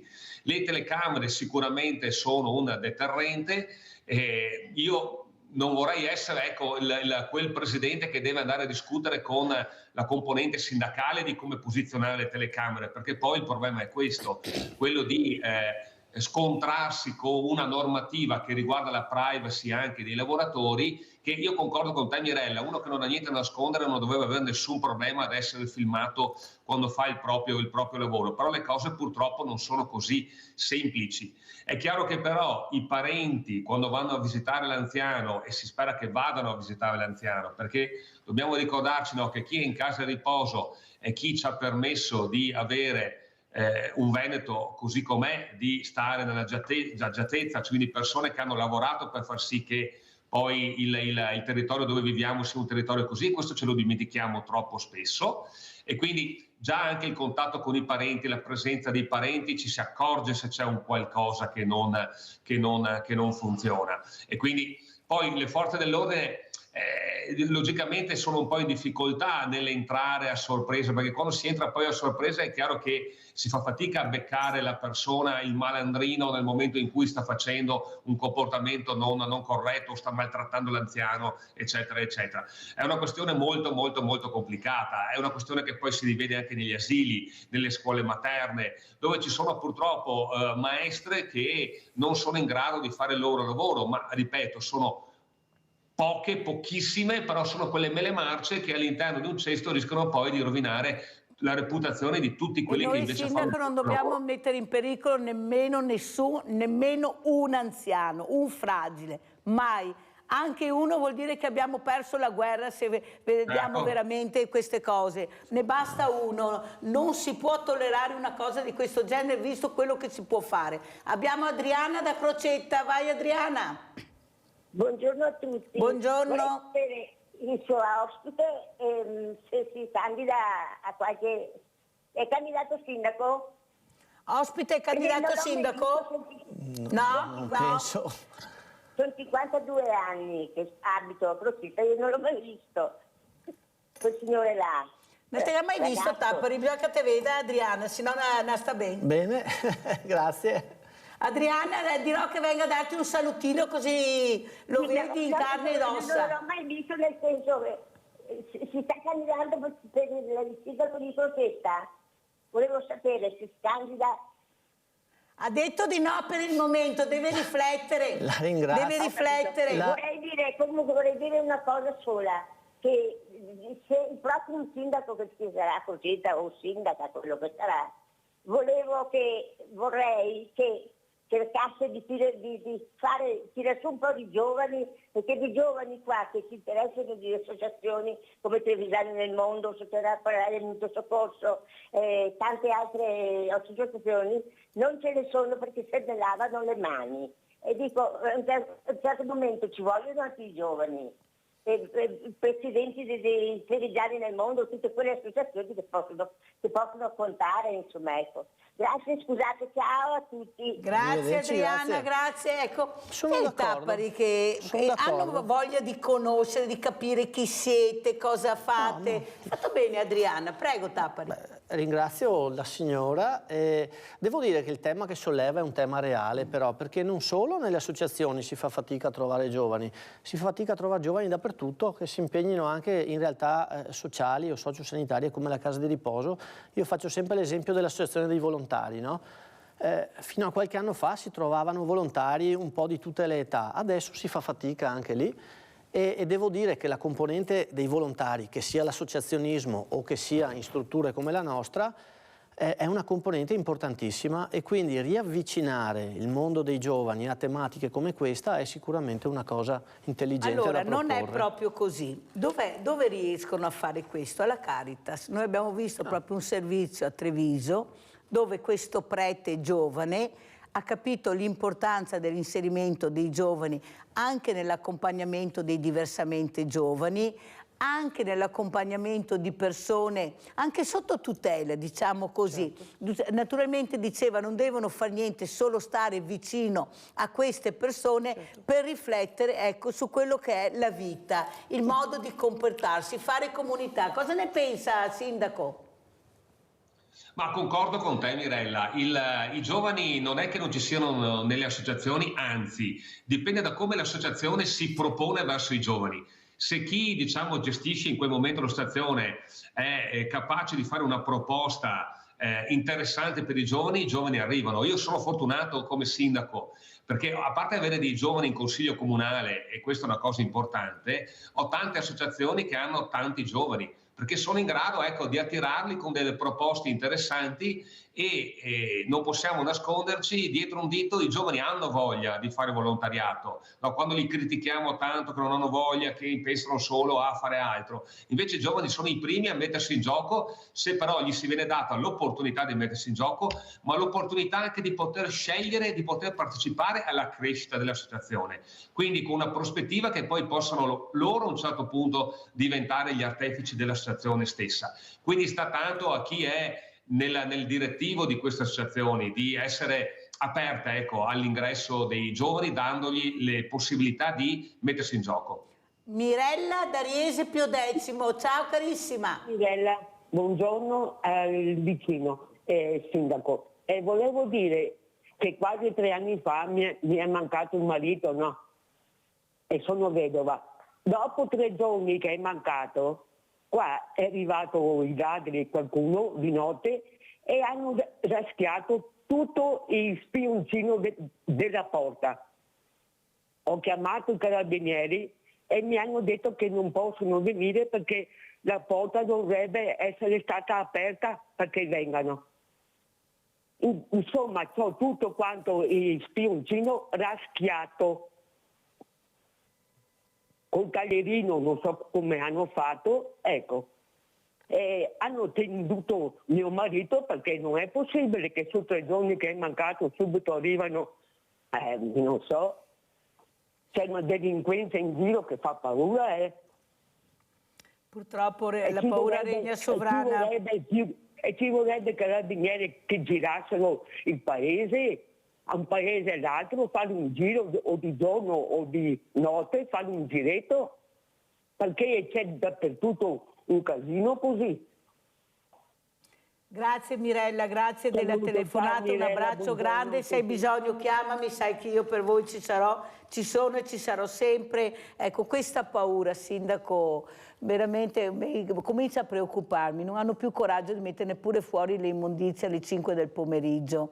Devono stare attenti a rispondere al telefono, devono stare attenti ad aprire la porta. Avete sentito l'indagine? 800 persone anziane hanno risposto a questo sondaggio che hanno fatto e questo mi preoccupa. Pensate se dall'altra parte non ci fosse stata una persona seria, cosa potrebbe essere successo? Perché loro rispondono, loro erano abituati con le porte aperte, senza chiavi, loro avevano fiducia del vicino, del prossimo. È questo che manca, sindaco, come facciamo? Eppure non è così vera la realtà, lo diciamo, sindaco, perché non devono proprio avere tutta questa paura e se devono uscire magari possono farsi accompagnare da qualcuno. Io lo dico sempre, sindaco, sono proprio incazzata, guardi sindaco, abbiamo 7.000 associazioni di volontariato. Ma se non riusciamo ad arrivare al fragile, perché non conosciamo il numero di telefono, il nome e il cognome, perché c'è la privacy, ecco qua c'è la privacy dove non dovrebbe esserci per aiutare, noi siamo volontariato, è come se non esistessimo. Perché non possiamo andare a prendere l'anziano a casa, portarlo, se lui non ci conosce e noi non lo conosciamo. Anche qua tra servizi sociali non dovrebbe esserci una collaborazione. Ma dove sono questi servizi sociali, sindaco, che finiscono alle venerdì all'una e fino a lunedì non si sa niente? Prego.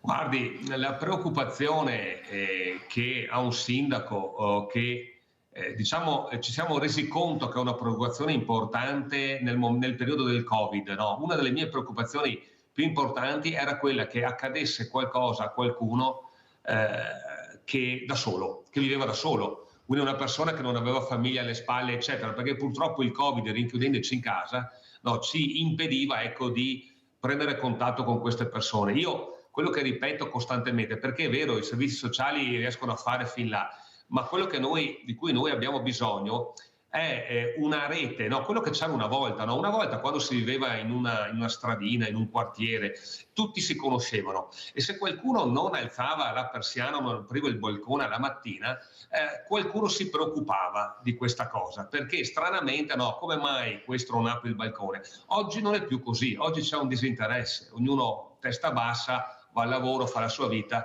e gli interessa relativamente degli altri. Quindi è fondamentale che ci sia un ritorno alla comunità, perché hai ragione tu Mirella, no? Il problema della privacy, tutte queste cose qua esistono e bisogna stare anche attenti, perché poi le sanzioni sono pesantissime, però noi non possiamo far finta di niente, quindi la rete dei cittadini, il passare la parola, magari poi non serve, del tipo uno può dire guarda mi sembra che questa persona sia in difficoltà, noi andiamo a suonare il campanello, ci facciamo una chiacchierata, magari è solo una persona che vuole stare da sola, ma magari scopriamo invece, come capita, un caso di disagio,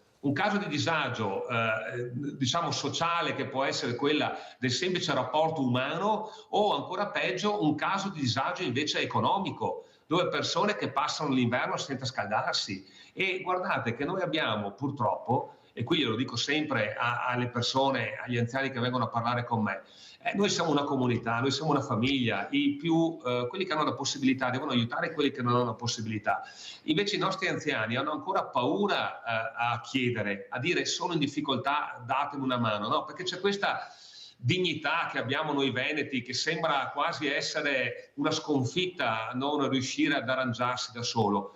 Però è fondamentale che chi ha bisogno e vive in un territorio faccia presente la sua necessità, perché non aiutare chi è in bisogno, sia esso anziano che non, è una sconfitta sicuramente per il sindaco e per l'amministrazione comunale, ma è una sconfitta per tutta la società. Dobbiamo ritornare un po' a quello che era una volta, e guardate che in questa maniera si riuscirebbe anche ad evitare tutte quelle truffe che vengono fatte agli anziani, perché purtroppo oggi i delinquenti sono sempre più delinquenti. Cioè il racconto di Mirella che ci dice che dopo 3 giorni che gli è morto il marito, questi qua hanno provato ad entrare in casa, fa capire lo squallore di queste persone. Questi sono la peggior specie di delinquenti, no? Che non hanno rispetto neanche per la morte. Quindi il ritornare a fare comunità, ritornare a parlarsi, a conoscerci, a far presente se c'è non è fare la spia, no? Io mi ricordo da piccolino quando la vicina raccontava a mia mamma se faceva le marachelle, allora la chiamavamo la spia, no? Invece è un ritorno a quel controllo, a quel voler bene a chi vive attorno, che fa sicuramente del bene a tutti. Dobbiamo ritornare a fare comunità. E se non lo facciamo sarà sempre peggio, questo è il problema. Allora andiamo a vedere anche questo servizio invece che riguarda la stangata Famiglie Veneti, andiamo a sentire.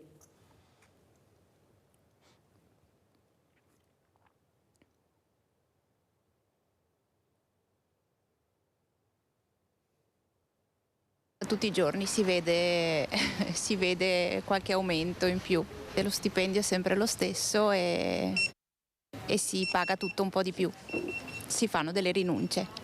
Il post-pandemia, la guerra in Ucraina e i cambiamenti climatici, tra il 2021 e il 2023 l'aumento dell'inflazione, più 14,5%, ha costretto la famiglia media veneta a spendere in questi ultimi 2 anni 3.500 euro in più. È l'ufficio studi della CGIA di Mestre a fare il punto sull'inarrestabile crescita del costo della vita e sulle sue conseguenze. Se nel 2021 una famiglia spendeva in un anno 23.529 euro, nel 2023 ha dovuto tirar fuori di tasca quasi 27.000 euro.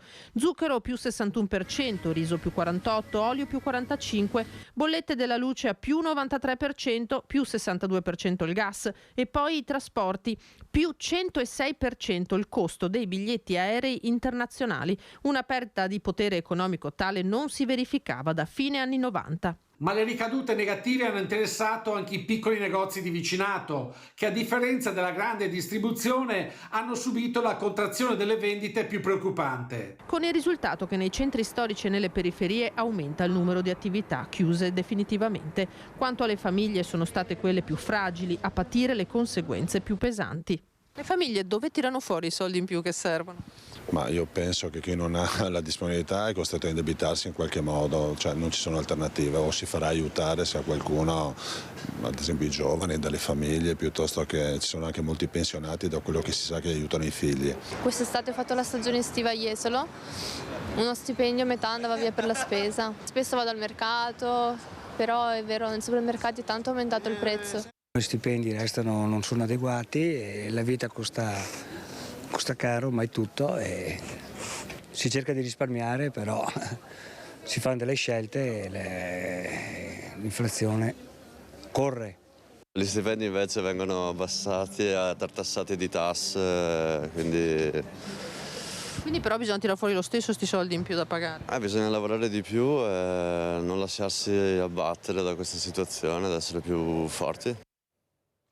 Eh sì, un giovane può anche essere forte, può anche rimboccarsi le maniche, ma i diversamente giovani oppure le famiglie tappere che non riescono a pagare questa retta, perché anche è un problema, l'anziano si ammala, chi sta a casa con l'anziano? E se io non ho la possibilità di pagare la retta, cosa faccio? E allora comincia questa lista d'attesa, questo inserimento che non finisce mai, ma è un inserimento costoso, prego.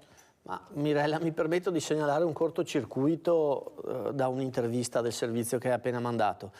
Un signore diceva: ci sono pensionati che aiutano figli e nipoti, no?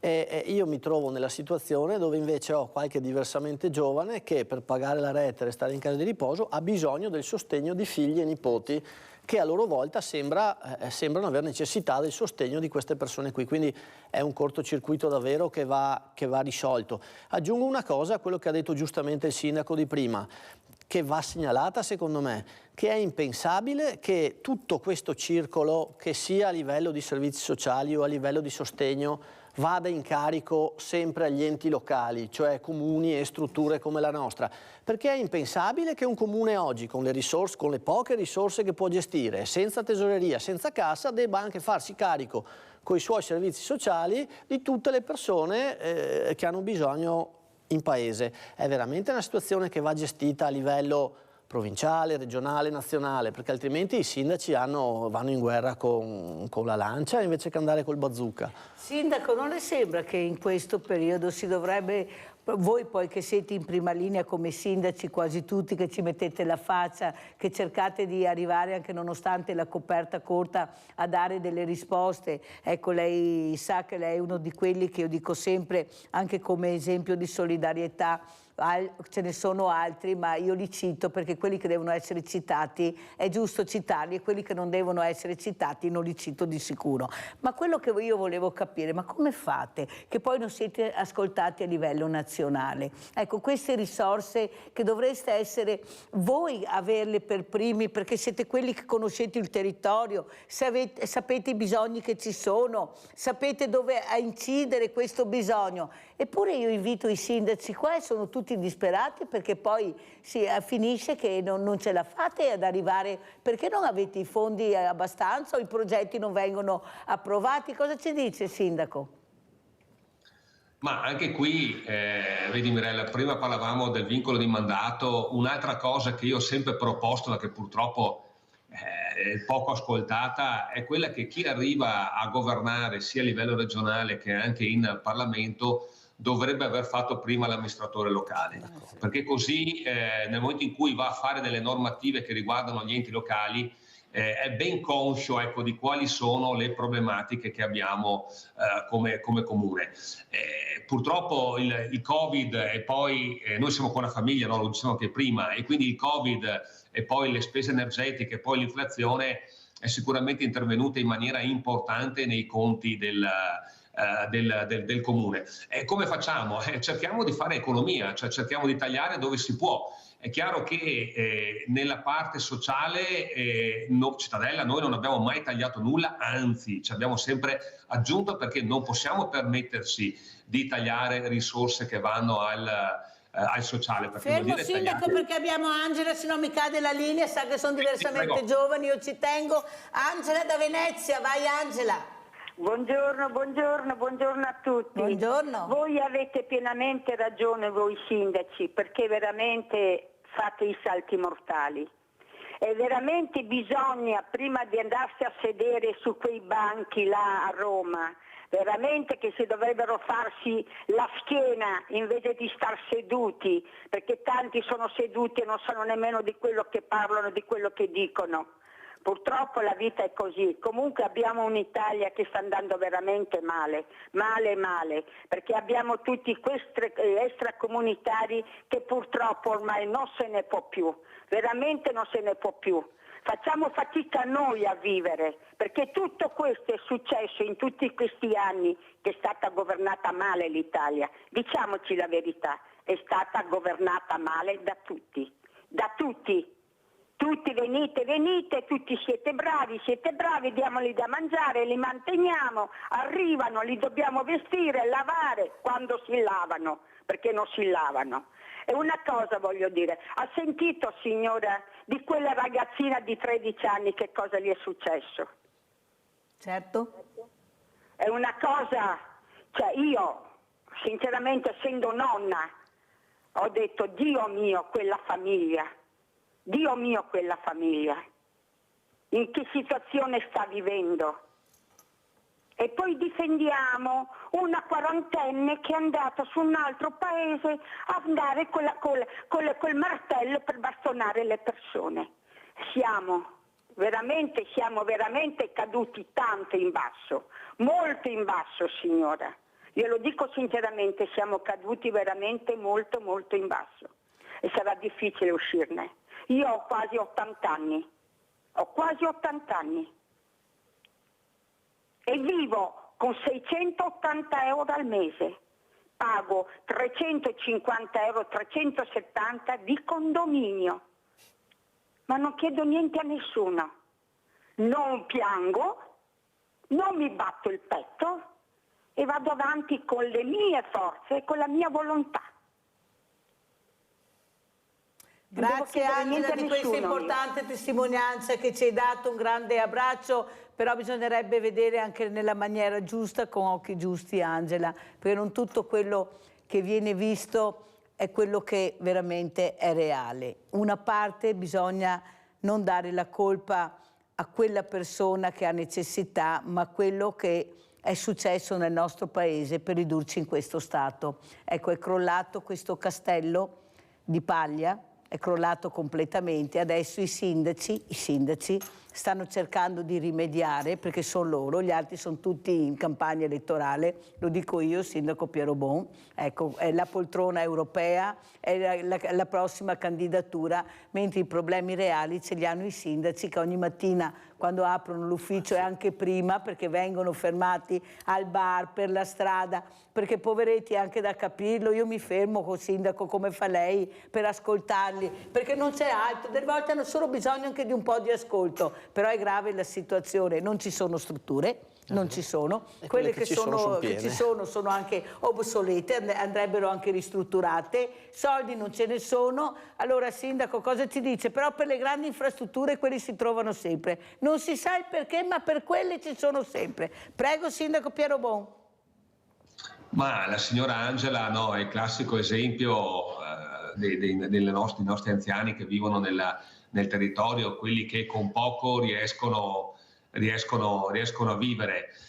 Purtroppo nell'intervista che avete fatto la situazione è tragica. Noi italiani siamo bravi, perché ogni tanto io mi chiedo come facciamo ad andare avanti con una situazione che è sempre più difficile, perché con stipendi che non crescono e chi va a fare la spesa, che poi a qualche politico importante bisogna chiedergli magari cosa costa un litro di latte, cosa costa un chilo di pasta, eccetera, perché forse non si rendono neanche conto di cosa vuol dire. Cioè, quando vai a fare la spesa, effettivamente, parlavate del 10, 15, 40, secondo me il carrello medio è aumentato di un 20-25%, il problema è che gli stipendi e soprattutto le pensioni non hanno avuto quel tipo di aumento. E cosa fa lo Stato? Lo Stato dà sì la possibilità ai comuni di avere più entrate, come? Tassando i cittadini. Ti dice, aumenta l'addizionale IRPEF, oppure noi non ce l'abbiamo, per esempio, inseriscila, mettila. Questo non è dare la possibilità ai comuni di gestire le risorse, questo vuol dire dare la possibilità ai comuni di mettere le mani nelle tasche dei cittadini, che sono già tassati in maniera importante. Tenete conto che a livello nazionale il debito pubblico è composto per il 2-3% dal debito dei comuni, quindi veramente i comuni sono delle aziende, io le chiamo aziende perché devono muoversi come delle aziende che sono delle aziende che funzionano, delle aziende performanti, con tutti i paletti che la normativa gli dà, con tutte le difficoltà che abbiamo. Quindi vuol dire che ci sono amministratori di qualsiasi colore politico bravi, capaci, perché tu hai ragione Mirella, la gente ti ferma, ma è giusto perché l'abbiamo scelto noi, non ce l'ha ordinato il dottore, no?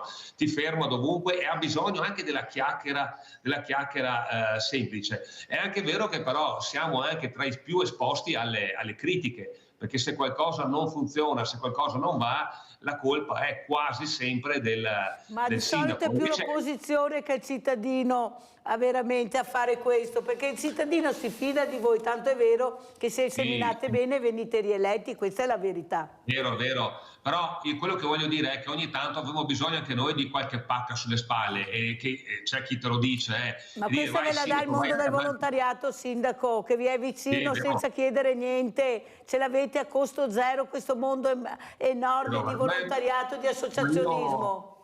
Mirella, io sono fortunato, te l'ho già detto in trasmissione ancora, io sono fortunato perché ho un mondo del volontariato a Cittadella che funziona molto bene.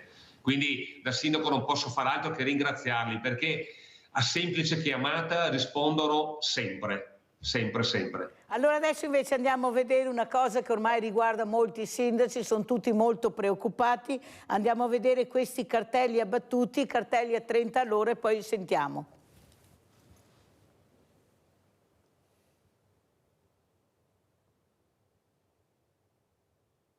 Quanto è successo è molto grave, sono dei fatti, sono degli illeciti che assolutamente non devono più ripetersi, anche perché il tutto va a discapito dell'intera cittadinanza. Non bastavano i pali dei velox tagliati, i parchimetri vandalizzati, i dossi stradali svitati, ora anche i cartelli stradali abbattuti come forma di protesta per l'imposizione del limite dei 30 km all'ora come fosse una punizione invece che una misura presa per tutelare utenti della strada e residenti.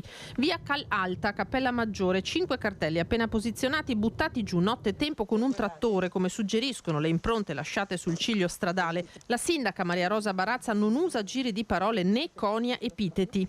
Ma sono semplicemente dei delinquenti, questo è l'unico nome che gli si può attribuire. Per chi boicotta le misure di contenimento della velocità ci sono molti cittadini che chiedono al comune di fare qualcosa perché le auto sfrecciano anche nelle strade più anguste. Penso che sia anche giusto mettere il limite di velocità a 30, anche perché qua ci sono tantissimi bambini, per di più alla scuola e anche qui al campo sportivo. Non dovrebbero succedere queste cose perché il limite mi sembra abbastanza giusto per tutti quanti. A questa signora hanno abbattuto il cartello davanti a casa. Senta, serve il 30 all'ora qui su questa strada? Nì. Comunque noi che abitiamo qua andiamo piano, poi ovviamente c'è sempre qualcuno che passa a velocità un po' più elevate, però secondo me serve più magari in centro. Dove proprio un anno fa di fronte al municipio un pedone venne investito e ucciso. Non tutti sono quindi d'accordo con l'estensione dei 30 all'ora ad alcune zone periferiche, ma il comune tira dritto. Se un residente vede il cartello di 30 all'ora, perlomeno pone l'attenzione sul cartello e quindi magari diminuisce la velocità, però nessuno vuol fare cassa. L'episodio di via Calalta è stato denunciato ai carabinieri che ora cercheranno di risalire al responsabile. E sarebbe opportuno che si presentasse spontaneamente? Sì, io direi di sì. Io direi di sì e potremmo, l'illecito è stato commesso ovviamente, però potremmo risolverla più bonariamente, diciamo così, ecco. Allora andiamo a sentire anche cosa ha detto invece il sindaco, lo sceriffo, l'ex sindaco Gentilini su Fleximan. Andiamo a sentire.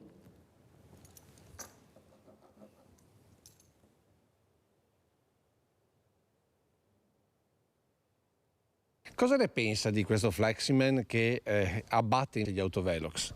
È un personaggio che non dovrebbe esistere. È drastico lo sceriffo di Treviso Gentilini. Per lui il vandalo degli autovelox, come l'ha soprannominato, ha un solo futuro. Arrestarlo e di metterlo in galera e buttare via la chiave. Una posizione ferma da chi ha voluto fortemente gli autovelox sia sul PUT che in tangenziale a Treviso. Perché li ho sempre considerati un salvavita. Perché bisogna percorrere le strade e vedere mi sembra di essere sui velodromi. E anche sul valore elevato delle multe Gentilini ha una sua filosofia. Perché ricordati che se vuoi un risultato devi toccarlo sul portafoglio e le multe sono un grande deterrente. E per chi, magari avallando l'operato di Fleximan, pensa che le multe servano a fare cassa, da ex sindaco Gentilini ribatte. Se la gente corre normalmente, anche i comuni non fanno cassa. Ma se qualcuno viola le leggi, allora è giusto che ne guadagni anche il sindaco. Perché ricordati che il sindaco, oltre che responsabile della città, è responsabile di tutti i cittadini, perché è il padre di tutti i cittadini. Abbiamo Lino da Mantova, che piacere sentirti Lino, come stai? Grazie signora, io sto bene e spero anche lei e la sua famiglia. Grazie. Volevo dire una parola se posso, grazie. Prego. Grazie. Ascolti, io dico che il limite 30 all'ora è giusto, ma in certi punti signora, e quelli col telefonino sempre là che fanno multe salate, ritiro di patente, come ha detto Salvini, per 5-10 anni che fa un incidente, che è ubriaco, che si droga e così via. Signore, ci vuole questo. Però il 30 all'ora non ci deve essere dappertutto, nei punti nevralgici, certo, è una buona cosa e fanno molto male quelli che abbattono comunque queste cose, molto male.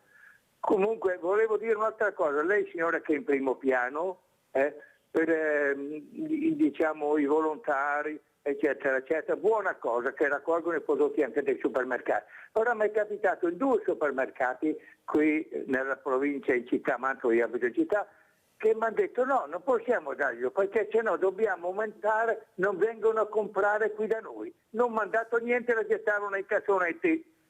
Ha capito? Per mantenere il prezzo, va bene, ed è sbagliatissimo. Ritornando sul discorso del sindaco che ha parlato prima, bravissimo, io vengo spesso a Cittadella, signor sindaco, e mi ha detto quella della IAT, ciò che svolge, bravissimo e complimenti. E grazie di tutto dello spazio e complimenti alla redazione. Grazie a tutti Carolino, avete sentito, ci chiamano dappertutto, sindaco, come lei vede, ci hanno chiamato anche da paesi lontanissimi, per rete con internet, ormai si arriva dappertutto e questo ci fa molto piacere. Però sindaco, come commenta anche le parole di Lino da Mantova, ma anche quello che ha detto Gentilini e soprattutto i sindaci che sono veramente colpiti e abbattuti perché poi bisogna pagare, rimettere in funzione, ma cosa sta succedendo? Ma non ci sono i controlli, come fate? Prego. Beh, io ringrazio Lino e concordo anche con quello che ha detto relativamente al limite di 30. Ci sono delle strade dove i limiti dei 30 ci devono essere. Basta guardare la strada del servizio che avete appena mostrato, una strada molto stretta con case sia a destra che a sinistra. Immaginatevi solo se per sbaglio un bambino esce in bicicletta da uno di quei cancelli che sono a raso con la strada. Il 30 all'ora nei centri storici, nelle strade trafficate, frequentate da biciclette, da pedoni o molto strette, eccetera, sono necessari. Il problema è che la gente ormai non vuole rispettare le regole, e qui concordo in pieno con quello che dice il sindaco Gentilini, perché purtroppo l'unico modo per far capire le regole alle persone è andarle a toccare nel portafoglio. E qui concordo nuovamente perché lui ha detto la ricetta precisa, perché mentre l'autovelox quando viene tagliato in 2 giorni è rimesso su, il sistema per non far cassa ai comuni, se si ritiene che i comuni facciano cassa, è quello di andare piano e quindi non pagare le multe. Ecco, sulle multe io avrei un'altra proposta interessante, che è quella di far pagare le multe però in base al reddito. Perché un operaio che prende 1.400-1.500 euro al mese e paga 100-200 euro di multa, è chiaro che la multa è importante, ci pensa 4 o 5 volte prima di correre veloce.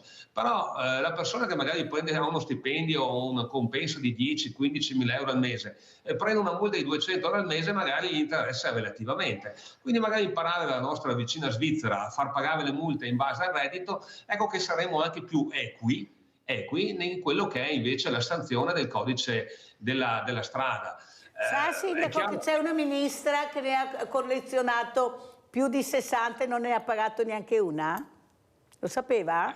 No, se questo è l'esempio, poi dicono perché lei... No, perché ha capito, bisogna anche dirle queste cose qua, perché il poveretto, come dice lei, l'operaio il giorno dopo si deve pagare la multa perché ha il terrore che aumenta, perché se non la paghi anche entro 3 giorni ti aumenta. E poi questi si permettono di non pagarne non una ma 60. Allora Tappari, cosa vuole dire? Lei in fatto di fragilità, questi anziani anche quando escono di casa hanno paura, ma anche nell'RSA, quando li portate in giro, trovate questi pazzi che corrono come matti perché i 30, i 50 all'ora, i 70, guardate che basta uscire la mattina a vedere come corrono certe persone, mai in ritardo a lavorare, mai ma ragazzi, ma di cosa stiamo parlando? Prego Tappari. No, io condivido che il tema della sicurezza sia un tema fondamentale, ma per gli anziani, ma tanto quanto per i bambini. Certo. Io ho 5 figli e dico sempre che in orario scolastico, la mattina, quando porti i bambini a scuola e vedi le nonne che vanno a piedi con i ragazzini, meno male che ci sono le forze dell'ordine, la forza pubblica, perché qualcuno sfreccia veramente a velocità impossibili. Quindi io credo che se un'amministrazione comunale valuta un autovelox piuttosto che un limite di velocità, credo lo faccia sicuramente a ragion veduta. Senta quindi... Tappari, se avesse adesso di fronte Giorgia Meloni, la nostra Premier, cosa chiederebbe proprio in fatto di fragilità, in fatto di strutture, di personale, perché poi alla fine quelli sono i problemi di costi che avete sia voi ma che quelli che pagano le rete. Cosa chiederebbe come prima cosa Tappari? Chiederei, pur capendo la tematica nazionale, le 1000 sfaccettature di tutto il paese, chiederei un po' di attenzione per una fascia di età che sicuramente è in difficoltà, che è quella dell'anziano. Faccio un esempio, mi permetto. C'è il PNRR, qualche fondo è stato rimodulato, diciamo così. Il nostro settore, il settore delle case di riposo piuttosto che dei centri di assistenza o della disabilità o della salute mentale, ha avuto qualche contraccolpo a livello negativo. Faccio anche un altro esempio, se posso, Mirella. Si parlava prima di ampliamenti, ristrutturazioni, no? A Crocetta oggi stiamo costruendo, e siamo a buon punto, la nuova ala della casa di riposo, un lavoro che inizialmente era stimato in 2 milioni di euro, è arrivato a 4 milioni e 100. Ora, noi siamo stati, come ha detto il sindaco, penso di dire bravini, perché siamo riusciti a gestire questi incrementi senza andare a mettere le mani nelle tasche dei cittadini, come diceva il sindaco. Però effettivamente non è pensabile che anche noi ci si debba sempre ingegnare e mal che vada si aumenta la retta, perché non funziona così. Io l'anno scorso ho fatto una battaglia sulle bollette, mi sono rifiutato di aumentare le rette finché in qualche modo con i gestori siamo riusciti a trovare una quadra. Però, ripeto, non può pagare sempre l'ultimo, cioè io mi rifiuto di far pagare il fragile, l'anziano, situazioni di speculazione di questo tipo. Ecco, quindi a Giorgia Meloni chiederei veramente attenzione a questa fascia di età, perché davvero la signora che diceva prima io non mi batto il petto ma allo stesso modo non piango, oltre che essere un esempio di Veneto, è un esempio di quella generazione di veneti che ha fatto grande il Veneto. E quindi dobbiamo assolutamente portare rispetto a queste persone qui e adesso dobbiamo essere noi riconoscenti se ci hanno fatto arrivare a oggi. Silvio da Rovigo. Pronto? Buongiorno. Buongiorno. Vi sto seguendo con soddisfazione. Grazie. Grazie. Volevo solo dire che di tutti questi problemi che parlè, il problema che c'è in Italia, la prima roba responsabile di tutto, i genitori. Ogni putin che nasce e che viene seguito in casa, un genitore vede subito dai comportamenti che ha come che Dio viene su. Il problema è che se quelli che c'è davanti si comporta male, avremo già perso tutta la situazione e l'Italia sta andando verso la fine. Mi sente? Sì, benissimo, ti lascio parlare, ecco, prego. Allora, mi sono su da Putin e mi vergognava che tramite quegli amici che mi capitava un beccanotto per andare a ridere e scherzare. Non avevo più voglia neanche più da presentarmi in casa, mi vergognavo a me. Tutte queste situazioni di degenerazione che c'è oltre alla politica, va bene, che viene dentro gente, quello va bene, se può aiutare tutti quella. Manca la coscienza delle nostre responsabilità in casa, perché una mamma, se lei femminicidi, tutte che uomini che coppa e donne, che aveva delle mamme e anche di papà, nessuno si domanda cosa che ha insegnato i fiori lì, finché si è venuto a 25, 30 e 40 anni, di rispettare prima di tutto in casa i comportamenti, di non buttare a roba, di dare da lei a tutti. Tutte queste situazioni di degenerazione sono partite dalle famiglie, manca il rispetto e questo qua è la fine di una nazione.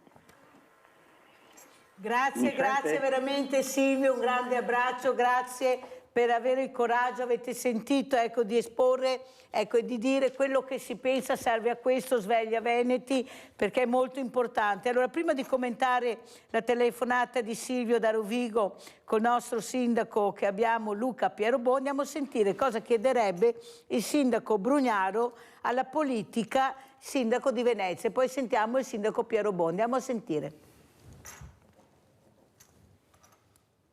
Le persone che si comportano male, quelli che offendono le persone, l'ubrichezza molesta, tutta una serie, i vandali che si comportano in un certo modo, vengono presi, portati in cella. In città metropolitana noi le abbiamo fatte 7 in smart control room, magari un giorno andiamo a vederle, ve le faccio vedere, e le usiamo spesso anche prestandole a carabinieri, polizia. Lo sto proponendo da molti anni e adesso stiamo anche elaborando una proposta proprio di legge da presentare. È l'idea di costituire giudici di pace con poteri penali, sotto l'egida della magistratura. Cioè i magistrati scelgono ovviamente e verificano quali possono essere le persone che vanno bene per farli i giudici di pace e abbiano poteri penali da 1 a 10 giorni di cella, ma di cella di sicurezza, non cella in carcere, proprio perché per non appesantire i carceri la facciamo noi questa cosa, cioè il giudice di pace viene pagato dal comune o dalla città metropolitana, vengono pagati anche degli avvocati, difensori, sempre in servizio, come è oggi la procura, per capirci. E sulla proposta di Brugnaro interviene anche il presidente degli avvocati del Nord-Est. Il senso vero di questo lavoro è quello di cercare una risposta a problemi effettivi che una risposta efficace attualmente non hanno. Per cui è un tema sul quale mi pare interessante lavorare. Poi come tararlo, come immaginarlo operativamente, questo secondo me è un percorso evidentemente da fare. Allora, sindaco Pierobon, oltre a commentare la telefonata di Silvio, cosa ne pensa di questa proposta del sindaco Brugnaro? Prego. Beh sì, Silvio insomma ha rappresentato quello che è un po' la società. È vero che oggi fare il genitore è sicuramente più difficile di una volta, però è anche vero che le famiglie in alcuni casi sono totalmente assenti, noi ci accorgiamo. Collegandoci con quello che ha detto Brugnaro, che è collegato alla telefonata di Silvio, noi sindaci purtroppo siamo costretti con ordinanze a tentare di arginare quello che è un po' questo vandalismo. Ecco, l'unica cosa che io non concordo con il sindaco Brugnaro è quello della cella, nel senso che secondo me il giorno dopo questi devono essere sul territorio a fare servizi sociali. Quindi a dare una mano al territorio che hanno depauperato o dove hanno fatto il piccolo crimine, diciamo, lavorando, perché tenerli in cella 10 giorni non serve a nulla. Bisognerebbe fare un po', io condivido l'aspetto di Brugnaro che dice un po' l'americana, no? Quando uno delinque in America va dallo sceriffo, vicino all'ufficio dello sceriffo c'è l'ufficio del giudice, tutto in diretta, tutto nel giro di un giorno e si esce già con la condanna o la sanzione o poi si viene mandato a fare qualcos'altro. Ecco, io sarei anch'io d'accordo su una cosa di questo tipo, però a livello educativo questi ragazzi o queste persone vanno comunque insomma messi sul territorio a lavorare. Però questo sindaco, è vero, però c'è reato e da chi lo compie. Ad esempio noi abbiamo visto questi servizi che hanno fatto con questa sicurezza che c'è a Venezia, di questa donna che si è messo in prima linea per i borseggiatori e le borseggiatrici, e siccome quasi tutti sono di una certa etnia, capisce bene che se questi li mandi a fare servizi utili, dopo 3 secondi già scampai. Perciò bisogna anche capire chi deve essere messo in cella e lasciato là per un bel tempo e chi invece va impiegato per lavori utili, perché io penso che dobbiamo anche distinguere e non si può sempre mettere a lavorare delle persone che dopo 2 secondi riescono a fuggire, scappano anche dai carceri di massima sicurezza. Pensa se te metti queste persone qua, perciò i borseggiatori, le borseggiatrici in carcere e che segnano là un bel pezzo. Cosa ne pensa Tappari? Sì, io credo che ogni azione debba essere commisurata a chi la compie e a che cosa compie. Ci sono profili, come diceva il sindaco, che vale la pena provare a recuperare nel territorio, magari cogliendo quello che può essere un po' lo spirito e lo stimolo dell'attività sociale, altre che invece, come diceva anche lo stesso Gentilini prima, li metto in galera e butto via la chiave, insomma. Donatella da Merlara. Ciao Donatella. Ciao, buongiorno a tutti. Prego. Allora, io ho un piccolissimo problema. Praticamente io abito a Leminote, frazione di Merlara, e abito su una casa Ater. Praticamente quando io sono andata a firmare le carte non mi avevano detto che c'erano le spese condominiali e neanche quando ho firmato il contratto. Quando mi hanno dato il contratto c'era scritto che c'erano queste spese, ma io non è che non le voglio pagare queste spese, però sono troppo eccessive, perché tra l'affitto e le spese condominiali vado a pagare 300 euro ogni 2 mesi. Ha capito? È quello il problema, non è che io non le voglio pagare, io devo pagare 236 euro ogni 2 mesi. Non so più che santi chiamare, non so più che santi chiamare. Con che pensione vivi, Donatella? Io ho una reversibilità di 623 euro, ho un'invalidità dell'85%, siccome che supero i 4.000 euro non mi danno neanche quella, non lo so. Grazie, grazie Donatella, adesso devo chiudere perché sono proprio in chiusura, sentiamo come commenta il sindaco Piero Bon, perché sono questi i temi che preoccupano. Sindaco, qua veramente dovete battere un colpo tutti assieme, visto che avete fatto anche questa grande rete di sindaci, e fatevi più ascoltare, perché siete voi che poi rappresentate queste persone fragili, in forte difficoltà. Prego.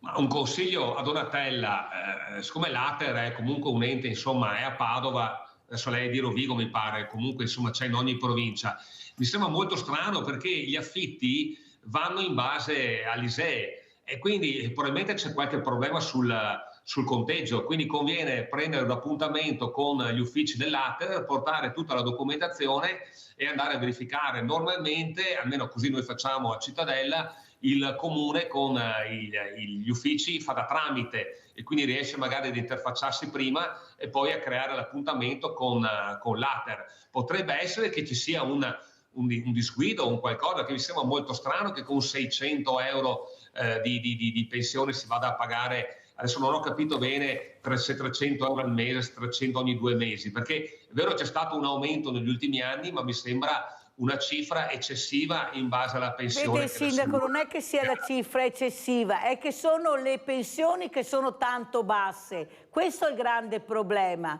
Hanno delle pensioni che 500-600 euro, togliene anche 200. Questi devono vivere, curarsi, uscire, pagare le bollette. Ma come fanno? Ma come fanno, poveretti? È questo che io non riesco a capire. Per fortuna che ci sono i banchi alimentari, che almeno la spesa una volta, 2 alla settimana riusciamo a dare. Per fortuna che quando arriviamo c'è il mondo del volontariato che arriva se hanno bisogno di essere portati in qualche posto, ma non può continuare a funzionare così. È un paese veramente allo sbando totale per quanto riguarda il sociale. Allora adesso io veramente devo salutarvi, ringrazio veramente sia Luca Pierobon, sindaco di Cittadella, secondo mandato Lega, e anche saluto Marco Tappari, presidente Casa di Riposo Villa Belvedere di Crocetta del Montello, però per salutarli volevo ricordare questo giorno della memoria che è stata fatta a Cittadella, perché io ieri ho fatto l'abbraccio delle associazioni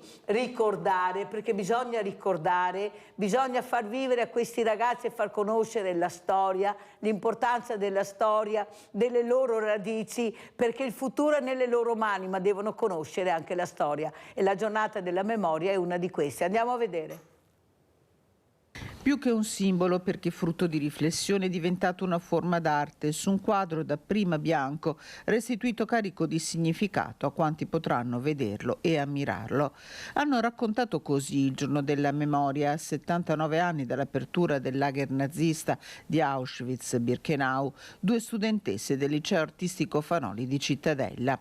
Le opere di Carlotta e Maria, entrambe iscritte alla 4ª classe della sezione arti figurative, si possono vedere sulle mura del comune di Cittadella.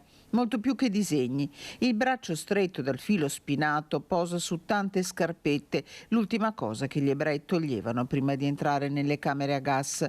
È una frase di Primo Levi a raccogliere la simbolica goccia di sangue di tutte le vittime dell'odio nazista.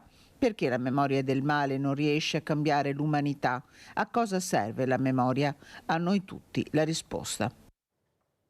Allora Sindaco, intanto complimenti, ma questo fa capire che si intrighi questi ragazzi, se li valorizzi, hanno una creatività incredibile. Complimenti Sindaco, ho visto una cosa bellissima, anche Tapri diceva veramente importante questo disegno. Avete visto cosa riescono a fare? Basta che tu gli dai proprio lo spazio, perché loro vogliono dimostrare quello che riescono a fare. Prego Sindaco, come ci saluta? Beh sì, 2 artiste, 2 ragazze del Fanoli che sono 2 artiste, ma questo fa capire che cosa perché per fare una cosa così vuol dire che dentro hai dei sentimenti che vuoi esprimere con l'arte, e quindi noi da qualche anno ci danno una mano i ragazzi del Fanoli a rappresentare quello che è la memoria. Ricordo anche che però sabato 10 faremo la giornata del ricordo, quindi ricorderemo foibe e l'esodo istro-dalmato del dopoguerra, insomma, e quindi 2 momenti particolari, come dicevi tu Mirella, è giusto ricordare soprattutto gli aspetti negativi del passato affinché questi non accadano mai più. Grazie a Luca Pierobon, sindaco di Cittadella, grazie ancora a Marco Tapari, presidente Casa di Riposo Villa Belvedere di Crocetta del Mondello, grazie, pubblicità.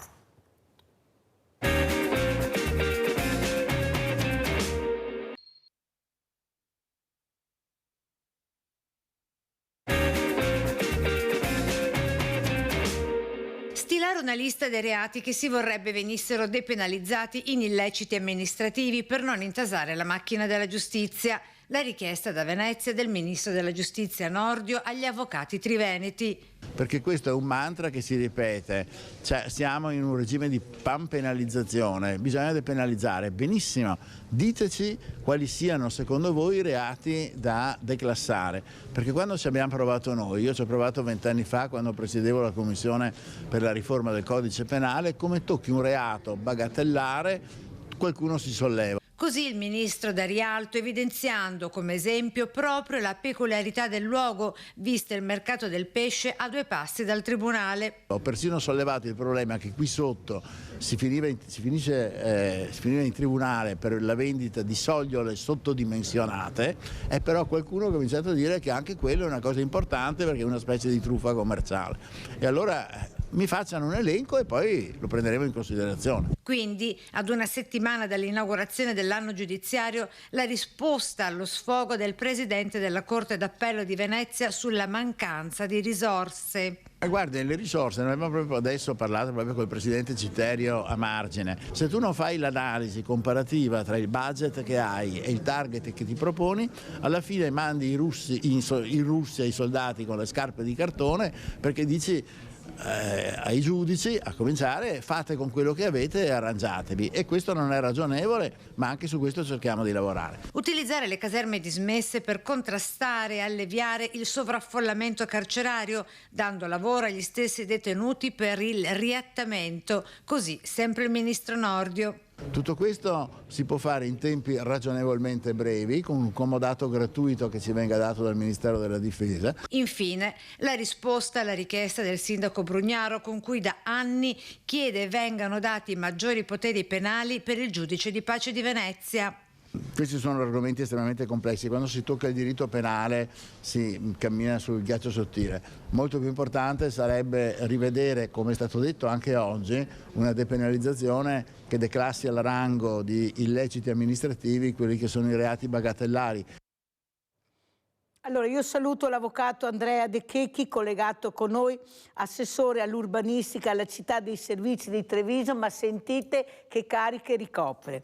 Politiche per l'urbanistica e la coesione territoriale, edilizia privata, personale, avvocatura, appalti e contratti, affari generali e istituzionali, mobilità e viabilità. Numero uno, ma veramente alla grande, temi, guardate, molto delicati. Allora, grazie avvocato De Checchi di essere qui con noi. Ecco, cosa ne pensa intanto di quello che ha detto il ministro Nordio? Lei poi oltretutto che sa di cosa parliamo perché è una persona competente in materia. Prego.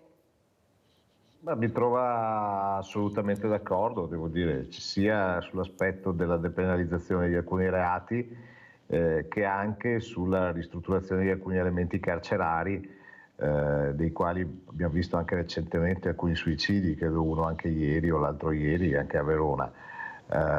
Bisogna secondo me riflettere anche sul sistema carcerario, nel senso che forse immaginare dei trattamenti differenziati per gli incensurati o con reati di scarsa pericolosità sociale potrebbe avere un senso, anche per non appesantire eccessivamente il sistema carcerario con soggetti che probabilmente possono scontare la pena in maniera diversa.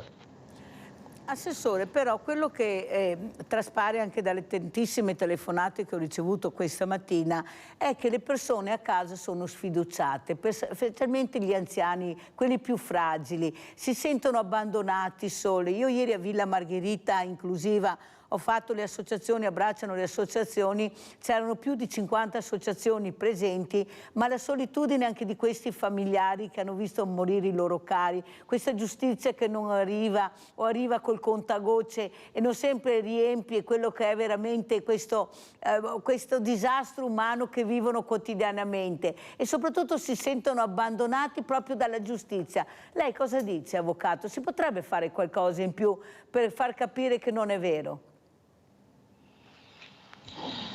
Allora, sono tematiche davvero molto complicate, però che ci sia un sentimento a volte di sfiducia nei confronti della pena in generale è sicuramente vero. Credo che, adesso capisco che forse il discorso può essere un po' noioso o non così diretto, però alleggerire i tribunali da tutta una serie di reati che potrebbero diventare illeciti amministrativi e quindi essere sanzionati in altra maniera e liberando i magistrati di più alta capacità, dando a giudici di pace dei reati più semplici, più facili da gestire, consentirebbe maggior velocità di reazione da parte del sistema e alla fine anche maggior certezza della pena, perché devo dire, io anche vedendo molte sentenze, non è tanto secondo me la pena, la condanna che avviene e a volte avviene anche duramente, quando ad esempio immaginiamo 25 o 30 anni di carcere, sono 25-30 anni, se ci pensiamo è tanto tempo. Quello che a volte a mio modo di vedere però si fa fatica a spiegare e dà quel senso di insicurezza è che questi 20, 25, 30 anni magari poi diventano 15, diventano 10, diventano 7 perché si esce prima, quindi io lavorerei sulla certezza della pena. Molto importante. Salutiamo anche l'avvocato Alessandro Bortoluzzi, consigliere comunale a Conegliano, gruppo misto. Anche a lei grazie avvocato Bortoluzzi di essere qui. Ecco, come commenta le parole del suo collega De Checchi, ma soprattutto di dare risposte a queste persone che ieri avevo anche la mamma di Mattia Battistetti, questi processi lunghissimi, rivivere sempre le stesse veramente emozioni disastrose, sconvolgenti per questi familiari. Hanno fatto 7 incontri in tribunale e uno peggio dell'altro, uno si vede ancora la luce nel tunnel. Ecco, sono processi lunghissimi che queste famiglie già con questo dramma che vivono devono rivivere quotidianamente prima di rifare e forse arrivare alla fine del percorso. Prego, avvocato Bortoluzzi. Buongiorno Mirella e buongiorno a tutti gli spettatori. Chiaramente quanto ha detto il collega De Checchi mi trova assolutamente d'accordo. Dico però anche che le prime cose che si sono viste di questo governo sono andate in segno però completamente opposto.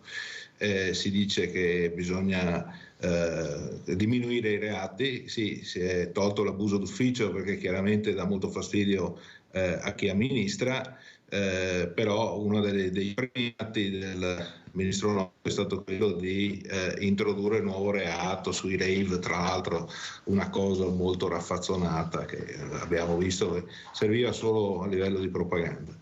Noi poi della nostra macchina della giustizia sì, ci dobbiamo lamentare, ci possiamo lamentare, dobbiamo riconoscere anche che sotto certi aspetti è una macchina molto raffinata, forse troppo, perché a livello di norme spesso insomma, siamo avanti rispetto a tanti altri paesi, senza fare dei confronti magari con gli Stati Uniti, però il nostro sistema giudiziario in teoria è uno dei migliori del mondo. Poi è una macchina molto raffinata e quindi quando bisogna fare un processo ci mettiamo 7, 8, 10 udienze, molte garanzie, molti gradi di giudizio ovviamente, e questo porta a una macchina che qualche volta è inefficiente, anche perché poi le risorse sono quelle che sono.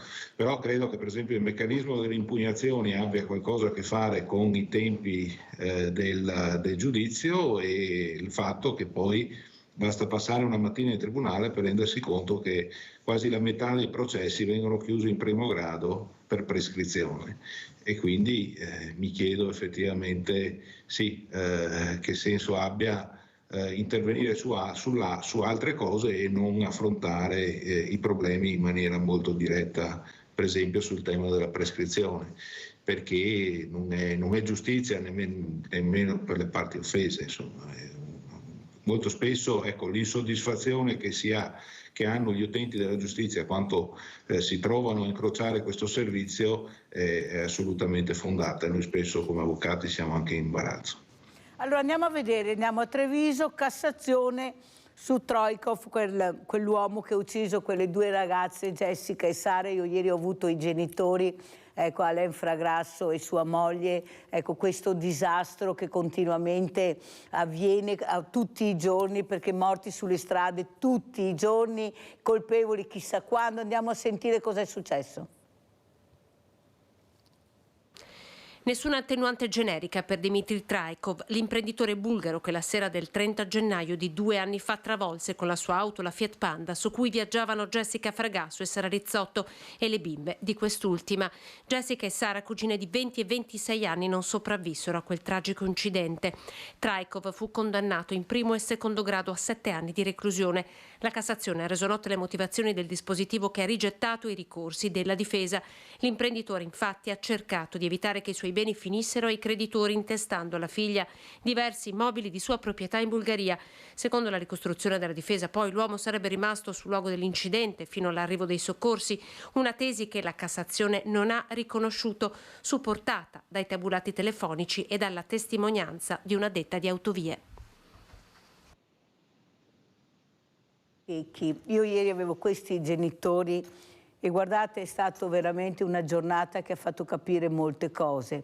Ecco, questa tristezza che li avvolge continuamente, questa giustizia, Lei giustamente diceva 25-3 anni, avvocato De Checchi, sono tanti, ma rispetto a questa morte, a questa giovane vita che non tornerà più, che non avrà più storia, io penso siano veramente pochi, perché non è giusto, ecco, colpire e poi appellarsi a quelle leggi che ti danno anche la possibilità di fare cose che non dovresti fare, come dare gli immobili alla figlia così non mi vengono tolti. Ecco, anche qua la legge da parte di queste famiglie viene vista in maniera veramente orribile. Ecco, tanto non ho più niente perché ho intestato tutti a terze persone, perciò io sono a posto. 7 anni, se ne farà 3-4, sono già tanti. Cosa dice, avvocato? Anche queste, cosa direbbe a queste famiglie? Anzi, la prossima volta che faremo questi incontri la inviterò, avvocato, perché io penso sia molto importante sentire anche la vostra voce, sia come avvocato che come amministratore. Prego.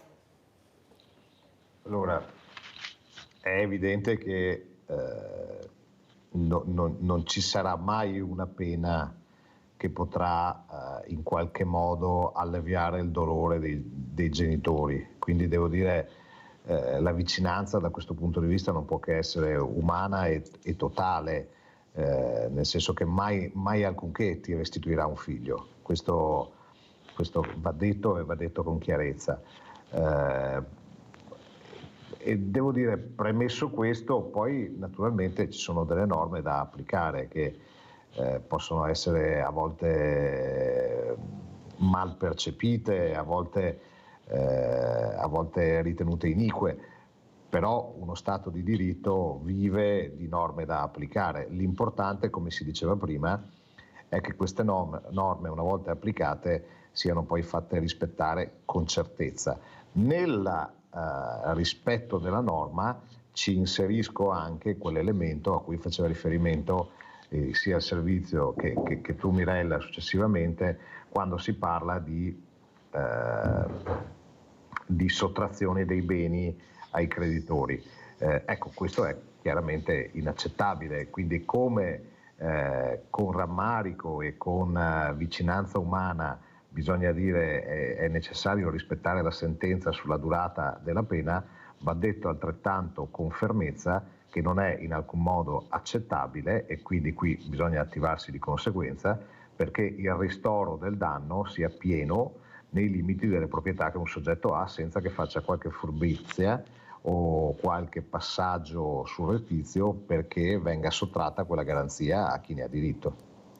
Allora adesso io passerei a un'altra cosa importante, molto importante, che abbiamo visto questa mattina, perché qualcuno deve fermare queste persone. Andiamo a vedere cosa è successo con questi cartelli di 30 all'ora abbattuti, sembra, da un trattore. Cosa hanno detto i sindaci? Perché è giusto, guardate, parlarne e riflettere su queste cose, perché poi le paghiamo noi, i cittadini pagano queste cose, perché lo Stato, come diceva De Checchi, non è il governo, lo Stato siamo noi, il governo è un'altra cosa, ma chi paga poi alla fine siamo noi tutti. Andiamo a vedere.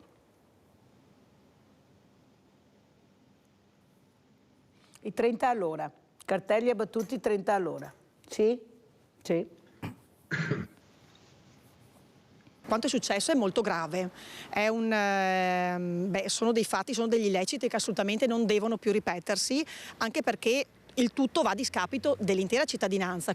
Non bastavano i pali dei velox tagliati, i parchimetri vandalizzati, i dossi stradali svitati, ora anche i cartelli stradali abbattuti come forma di protesta per l'imposizione del limite dei 30 km all'ora, come fosse una punizione invece che una misura presa per tutelare utenti della strada e residenti.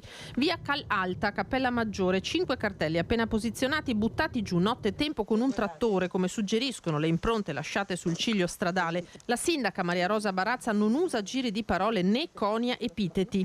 Ma sono semplicemente dei delinquenti, questo è l'unico nome che gli si può attribuire. Per chi boicotta le misure di contenimento della velocità, ci sono molti cittadini che chiedono al comune di fare qualcosa perché le auto sfrecciano anche nelle strade più anguste.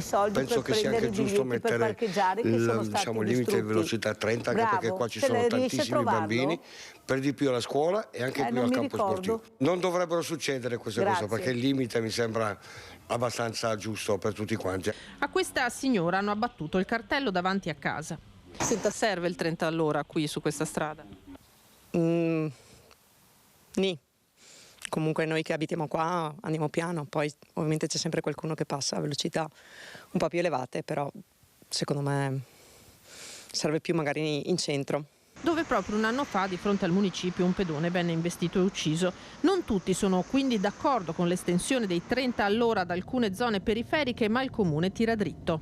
Se un residente vede il cartello di 30 all'ora, perlomeno pone l'attenzione sul cartello e quindi magari diminuisce la velocità, però nessuno vuol fare cassa. L'episodio di via Calalta è stato denunciato ai carabinieri, che ora cercheranno di risalire al responsabile.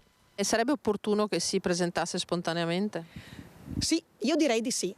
Io direi di sì e potremmo, l'illecito è stato commesso ovviamente, però insomma potremmo risolverla più bonariamente, diciamo così, ecco. Allora, avvocato De Checchi, lei è anche assessore, anche voi avete avuto questi veramente atti di vandalismo nei confronti di questi dove si parcheggia per pagare, abbiamo sentito anche cosa è successo, ma era già pur fermarli, perché qua non ne possiamo più, perché come ripeto poi ricadono sempre sui cittadini che devono pagare, perché voi come fate? Prego assessore, qui la chiamo assessore perché poi vediamo se riusciamo a trovare anche il servizio. Ma devo dire, ha ragione la sindaca e l'agente di polizia locale dell'intervista, cioè questa è gente che va presa e va punita, perché è un concetto veramente barbaro quello per cui io non condivido un provvedimento e distruggo qualcosa nella comunità. Cioè, immaginate se domani, perché sono contrario a una materia scolastica, entro in classe e distruggo tutti i banchi o distruggo la lavagna. Cioè, sono dei messaggi veramente distorti e trovo, devo dire, abbastanza censurabile e anche imbarazzante che vi sia qualcuno che in qualche modo possa giustificare questo tipo di azione. È qualcosa che va assolutamente denunciata e va posta tutta la negatività che questi comportamenti hanno, anche perché dobbiamo capire che abbiamo anche delle responsabilità nei confronti dei giovani, cioè non possiamo lanciare questi messaggi. È un comportamento molto grave che va al di là anche del semplice danno materiale. È qualcosa che ha a che fare con il vivere civile, con le responsabilità che abbiamo, con il senso del civismo, che è completamente dilaniato da queste condotte che portano a dire che ognuno si sveglia la mattina e in base a quello che può ritenere più o meno giusto si comporta di conseguenza. Una follia totale. Allora andiamo a vedere anche cosa è successo a Treviso, devo correre perché il tempo è tiranno, andiamo a vedere cosa è successo anche a Treviso. Arrivo qua per lavoro, è rotto e si fa come si fa, faccio una foto e la contesterò se dovesse arrivarmi una multa. Non ho modo di poter pagare, voglio pagare, non posso pagare, cosa devo fare? Mi arrangerò, se me la contesterò fino alla morte. Io i soldi ce li ho, ma non so dove andare a parcheggiare, cioè non posso pagare. Dove si va a pagare? Mi sto domandando, è il terzo che trovo così, non si può pagare. Dove è stato lei prima? Sono stato in Città Giardino, lì ce ne sono 2, questo è il terzo, anzi 4, tutti così. Sono queste le conseguenze del raid vandalico messo in atto da quello che nelle settimane calde di Fleximen è già stato soprannominato Parkman, una mattinata di disagi e imprecazioni tra chi semplicemente doveva fare il ticket per la sosta in pieno centro a Treviso. Così appare il parchimetro di Piazza Duomo, schermo a cristalli liquidi distrutto e schiuma nelle fessure, con buona probabilità poliuretano espanso, insomma un bel danno. Stesso copione in via Luzzati e in via Damiano Chiesa, preso d'assalto il centralino dell'assistenza. Il parcometro è stato vandalizzato, allora se lei guarda davanti, dritto a lei, guardando il parcometro, 50 metri più avanti dove c'è il Conad c'è un parcometro funzionante, lei può andare lì alla sosta. Di là funziona ma non posso pagare. Appena mai?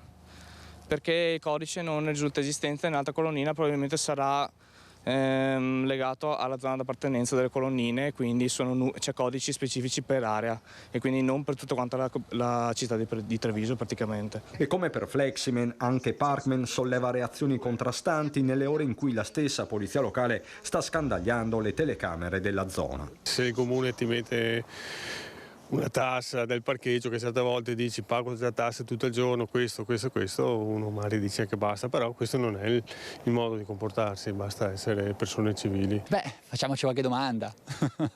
Evidentemente stanno tirando un po' la corda, per cui ci sta anche un po' tutto questo, per cui la gente è un po' stanca. Ma per il momento le preoccupazioni principali riguardano eventuali multe. Se Fleximan, almeno nelle intenzioni, sembra voler eliminare il problema, Parkman lo crea. Se mi fanno la multa, che sono venuta qua, che ho provato, che ho visto che non credo sia giusto pagarla. È impossibile pagare. Quindi oggi il comune dovrebbe adottare una moratoria, diciamo, secondo lei? Deve, se non lo fa faremo ricorso.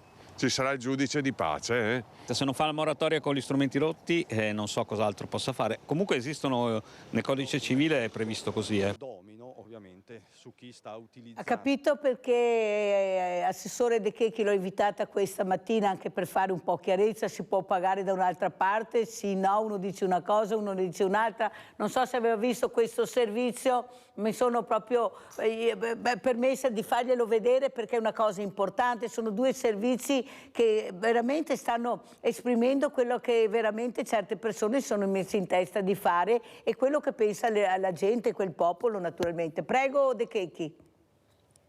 Allora, per quanto riguarda l'aspetto concreto, sì, si può pagare al parcometro più vicino, certamente funzionante.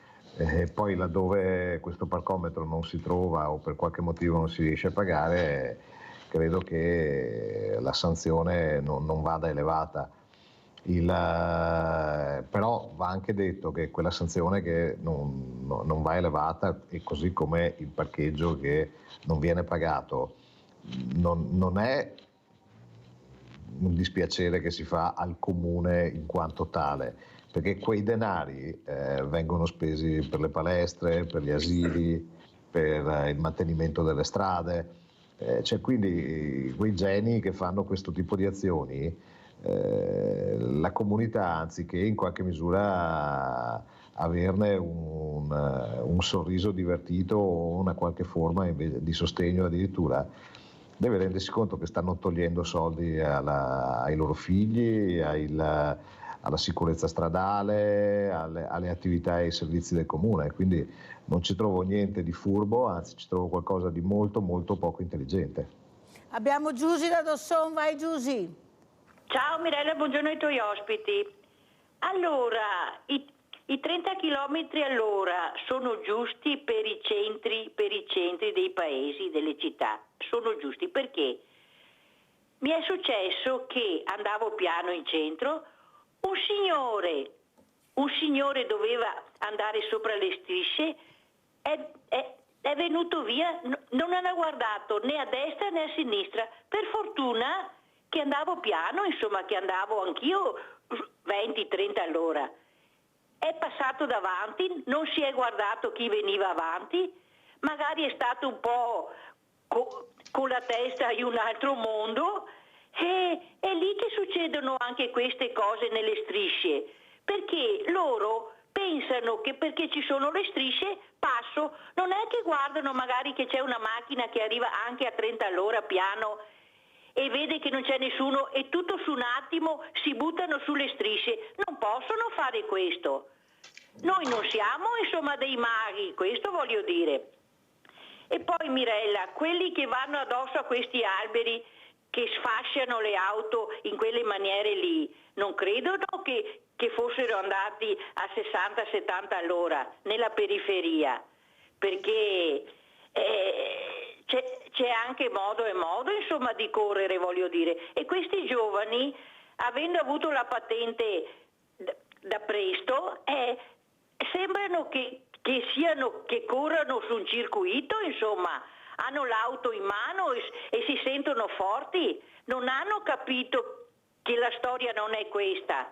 devono imparare prima di andare. Io darei la patente verso i 25 anni, addirittura 30. Addirittura, Giusy, mamma mia. Succede anche a noi più anziani che facciamo i TD, ma no che andiamo addosso agli alberi destra e sinistra, ce ne sono anche di quelli, però stiamo un po' più attenti, insomma, ecco, questo voglio dire. Vi Grazie ringrazio. Giusy, grazie alla nostra Giusy, però adesso io devo correre, purtroppo devo far vedere questo servizio all'avvocato Bortoluzzi proprio a Conegliano, protesta barriere architettoniche disabili Conegliano. Andiamo a vedere.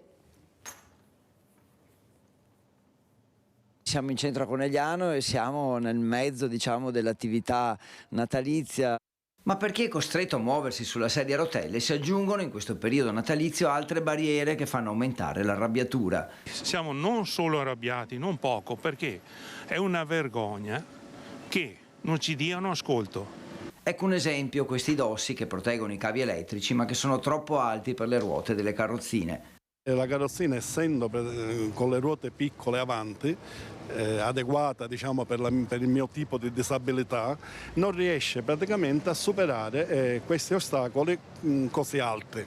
Quindi per cui praticamente siamo penalizzati da questa cosa, nonostante abbiamo fatto presente più volte. Ed ecco la situazione reale, la carrozzina non riesce a superare l'ostacolo, le ruote girano a vuoto con il pericolo di far cadere chi è a bordo. Pochi metri più in là la situazione non cambia. Con l'allestimento di Natale questa struttura blocca completamente il passaggio pedonale. Impossibile passare, occorre fare un lungo tragitto alternativo. Gli amministratori praticamente non si rendono conto che esistiamo anche noi in questa città, perché purtroppo di questo non si tiene conto. E allora noi purtroppo ogni volta dobbiamo ribadire queste cose, sempre le stesse cose. Potete vedere, ecco, quei passeggini e quant'altro, però per noi è impossibile, impraticabile, è impossibile accedere. Questo vuol dire, cari signori, vuol dire alta discriminazione. Volete mettervi in testa? Nonostante che la legge sul PEB, lo dico per l'ennesima volta, è da quasi 48 anni che esiste, è riconosciuta dall'ONU e quant'altro. Signori amministratori, per piacere. E se c'è chi alza la voce per farsi ascoltare, c'è anche chi è più rassegnato, ritiene inutile battersi troppo e preferisce con amarezza adattarsi alla situazione. È una questione di senso civico, no? E la città come Conegliano, piuttosto che altre città del nord, basta andare a Treviso, basta andare da altre parti, non sono preparate ad accudire le persone disabili. Andare dove si può, evitare di andare in certi posti, anche perché manca il senso civico. Secondo noi sensibilizzare e mostrare le difficoltà è importante per smuovere le coscienze dei cittadini, ma anche degli amministratori. La risposta di quelli di Conegliano la raccoglieremo quanto prima. Allora, avvocato Bortoluzzi, cosa dice? Io e lei ne avevamo già parlato, però non cambia niente, prego. Intanto sì, è molto importante far vedere quelli che sono i problemi. Anche questi servizi sono molto importanti perché proprio ci danno la concretezza dei problemi che metro per metro possiamo trovare in città.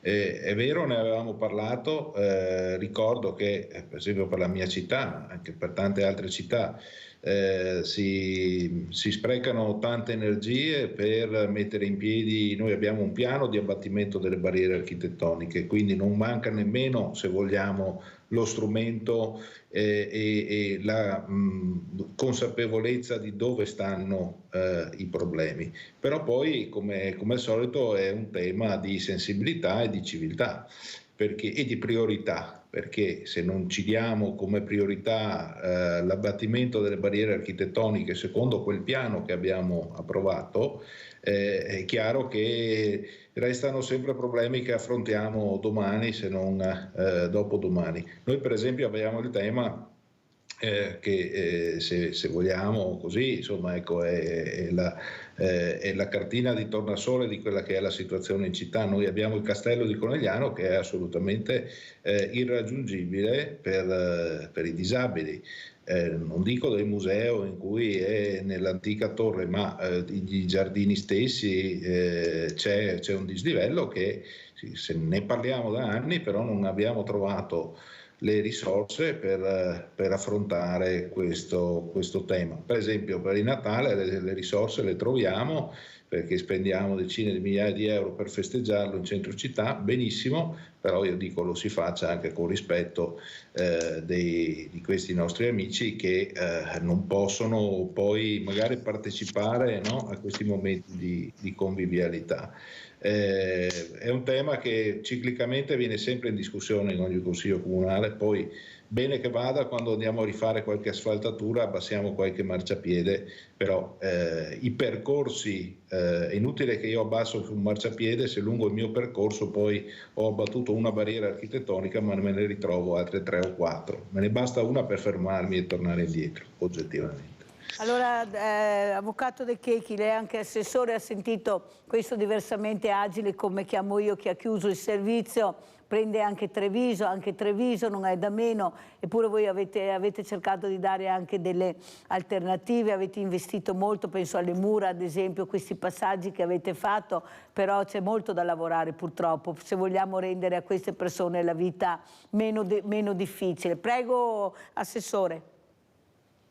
C'è sicuramente molto da lavorare. Noi ci siamo dotati anche del disability manager, che è una figura che trasversalmente ai vari referati aiuta in qualunque decisione ad avere anche uno sguardo attento a quel tipo di tematica. Certo che devo dire è con amarezza che si sente l'ultimo commento dell'intervistato che dice sappiamo che in alcuni posti non dobbiamo andare. Ecco, questo è inaccettabile, nel senso è un diritto, non è qualcosa che può avvenire o non avvenire, bisogna lavorare duro, lavorare sodo e nell'ambito delle priorità consentire a tutti l'accessibilità ai luoghi di interesse. Senta, assessore De Checchi, lei è in politica da tanti anni, io come ripeto ieri ho avuto queste 50 associazioni che sono venute a Villa Margherita inclusiva, ma quello che ho sentito è tanta solitudine. Ecco, secondo lei la politica dovrebbe battere un colpo più forte per queste fragilità, per aiutarli, perché così non vanno da nessuna parte, arriva la depressione, si ammalano, ecco, sono persone veramente distrutte nella mente e nel corpo. Prego. Sì, io credo che la politica certamente mi viene prima di tutti, perché è giusto che si dia l'esempio, però direi un po' tutta la società, a mio modo di vedere, dovrebbe cambiare l'ordine di alcune priorità. E come si diceva anche nell'amministrare, no? I denari sono pochi in questo momento storico, al netto naturalmente dei grandi investimenti del PNRR, però quella capacità di spesa deve, a mio modo di vedere, cominciare a prendere in considerazione elementi diversi rispetto a quelli che tradizionalmente abbiamo concepito come amministratori. Nel senso, prima tu cercavi di rendere attraente, gradevole, utile, efficace ed efficiente un sistema per la persona. Oggi secondo me bisogna lavorare di più sulla persona, perché avere una città, e adesso non parlo di Treviso, parlo in generale, avere una città bella, dei servizi che funzionano, devo chiudere, assessore, veloce. Dei servizi che funzionano, ma avere la persona che non è felice nel contesto in cui vive è un fallimento. Grazie all'avvocato Andrea De Checchi, assessore all'urbanistica alla città dei servizi di Treviso, grazie ad Alessandro Bortoluzzi, consigliere comunale a Conegliano, gruppo misto, grazie a voi tantissimi anche questa mattina, ciao, la posta di Mirella.